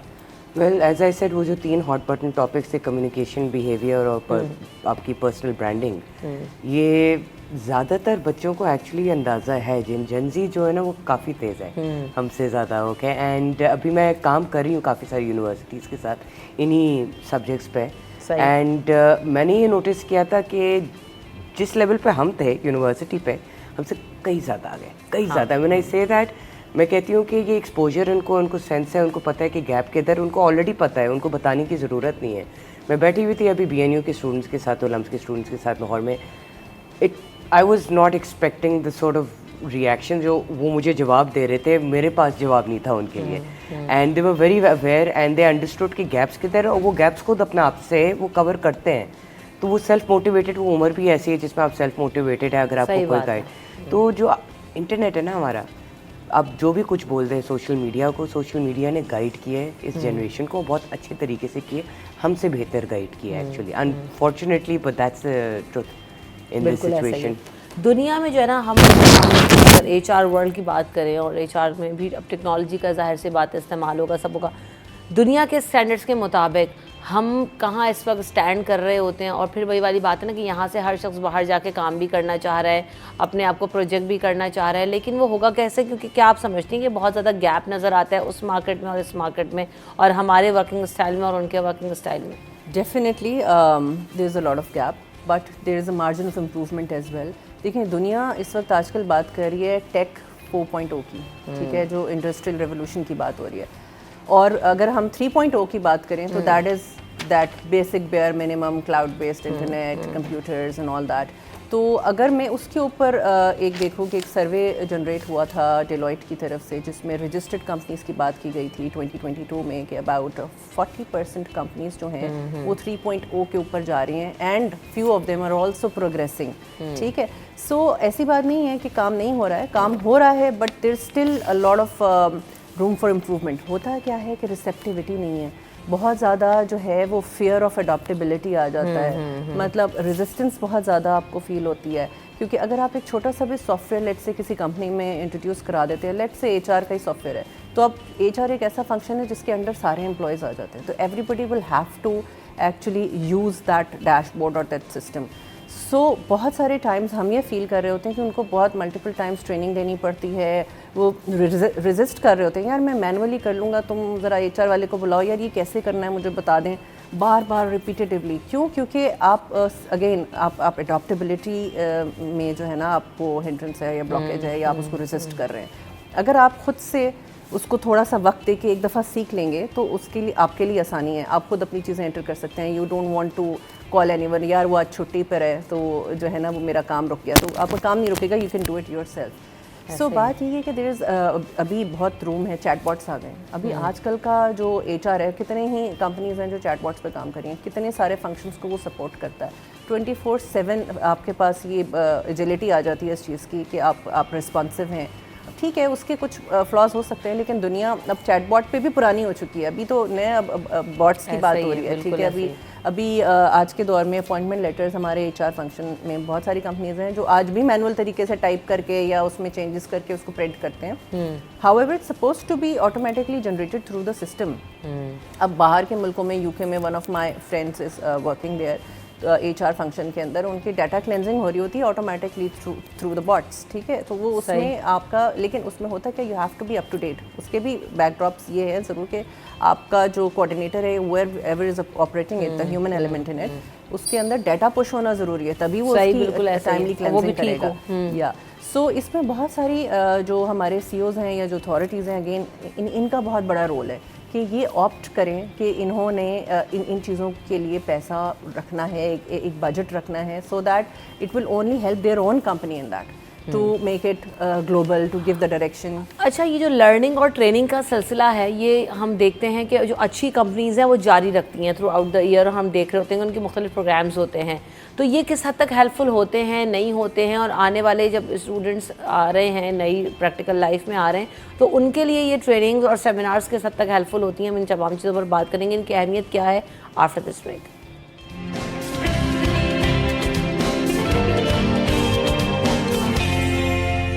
Welcome back in city at 10। जाने से पहले हम बात कर रहे थे जनाब के बहुत सारे सेमिनार्स हो रहे होते हैं, बहुत सारी ट्रेनिंग सेशंस हो रहे होते हैं। एक तो ज़ैनब कितना ज़रूरी है कि एक तो आपके जो अपने एम्प्लॉय हैं उनको ट्रेन करना, बार बार ग्रूम करना और उनका स्किल को जो है वो बढ़ाना, और दूसरी बात ये कि जो यंग जनरेशन आएगी या यंग टैलेंट आना है, वो इन सेमिनार्स और ट्रेनिंग्स का अगर हिस्सा बनते हैं तो उसको कितना फ़ायदा होता है? ट्रेनिंग्स तो बहुत ज़रूरी है, एंड ये जितने भी MNCs, FMCGs, pharma companies, banks वगैरह, इस पर बहुत ज़्यादा they put a large budget on it. एक ही वजह से उनको पता है कि अपस्किलिंग से फ़र्क पड़ता है, उनकी अपनी ही एम्प्लॉय की ग्रोथ होगी, और जब एम्प्लॉयज़ की ग्रोथ होगी तो कंपनी की ग्रोथ होगी। एज ए ट्रेनर मैंने इसका इम्पैक्ट देखा है। अब दूसरी जहाँ तक ताल्लुक़ है कि हर किस्म की training does not have an impact. Unfortunately बहुत सारी जो ट्रेनिंग्स हैं ना पाकिस्तान में, वो ऐसी है कि आपने जाके ट्रेनिंग कर कर आने, 3 चीज़ें सिखा कर आने। इम्पैक्ट पे बहुत कम लोग काम करते हैं कि इम्पैक्ट कितना है इस पर, कितना लॉन्ग टर्म इम्पैक्ट क्या है, शॉर्ट टर्म। अगर उस पर फोकस करेंगे तो trainings are very useful. Conferences, seminars ये करना ज़रूरी है, इंडस्ट्री को इकट्ठा होना ज़रूरी है, जितने हो सकते हैं उतना बेहतर है, और जितना हम साथ मिलकर बात करेंगे, डिस्कस करेंगे आइडियाज़।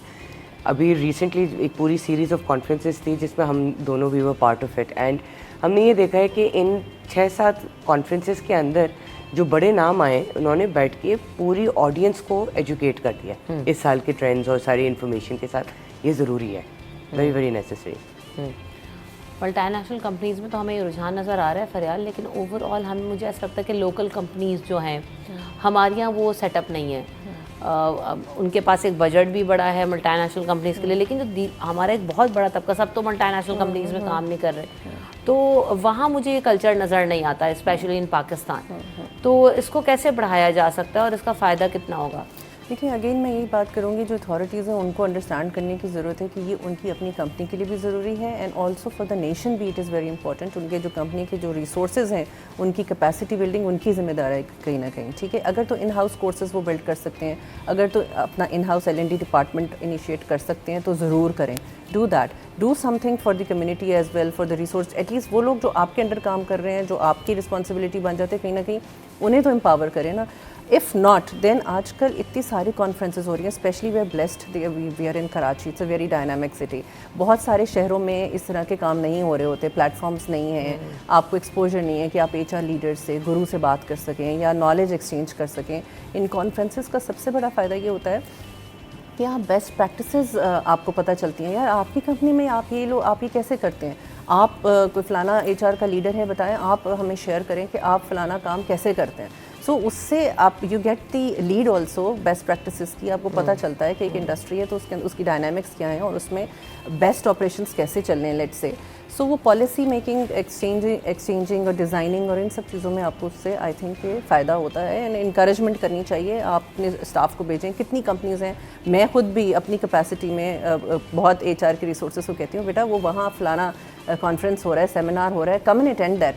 सो अच्छा मैडम देखते हैं, विल सी, पूछना पड़ेगा, अप्रूवल लेनी पड़ेगी, छुट्टी मिलती है कि नहीं मिलती। तो कम से कम जहाँ फ्री कुछ आपको स्पेसेस मिल रही हैं, जहाँ आपको नॉलेज बेस मिलेगा, एक्सपोजर मिलेगा, आप लोगों से मिलेंगे, नेटवर्किंग करेंगे, you will understand the function better, तो आप ज़रूर ऑप्ट करें। इट्स लिटिल कंफर्ट जोन से बाहर आने वाली चीज़ है, you just have to push yourself little bit, that's it. उमूमन हमारे तासुर ये भी नहीं कि वक्त ज़ाया होगा, सेमिनार में जा रही है, इससे क्या हासिल होगा? हाँ नहीं ऐसा नहीं, वक्त ज़ाया होगा, इतने घंटे कौन बर्बाद करे।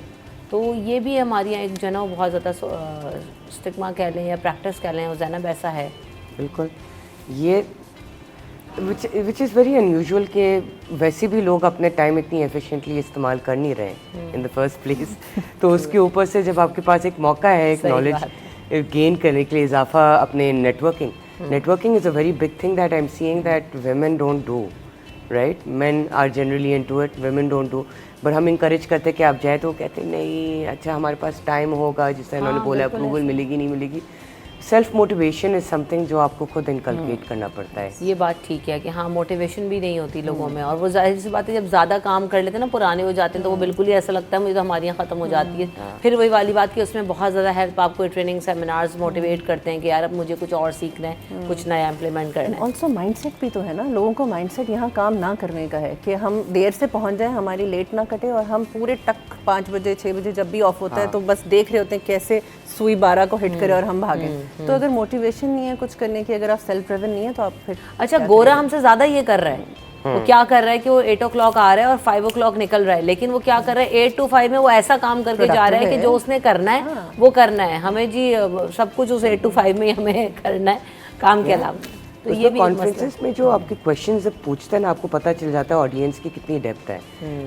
क्वेश्चंस ही नहीं आ रही होती हैं, आप बार बार ऑडियंस के पीछे घूम रहे होते हैं कि आप सवाल बताएं, पूछे तो ताकि हम आपको एक्सप्लेन कर सकते हैं। तो दैट मीन्स एक तो वो अटेंशन नहीं दे रहे थे, और फिर जब अटेंशन दे भी रहे तो वो एब्जॉर्ब ही नहीं कर रहे थे इन्फॉर्मेशन को सही तरीके से।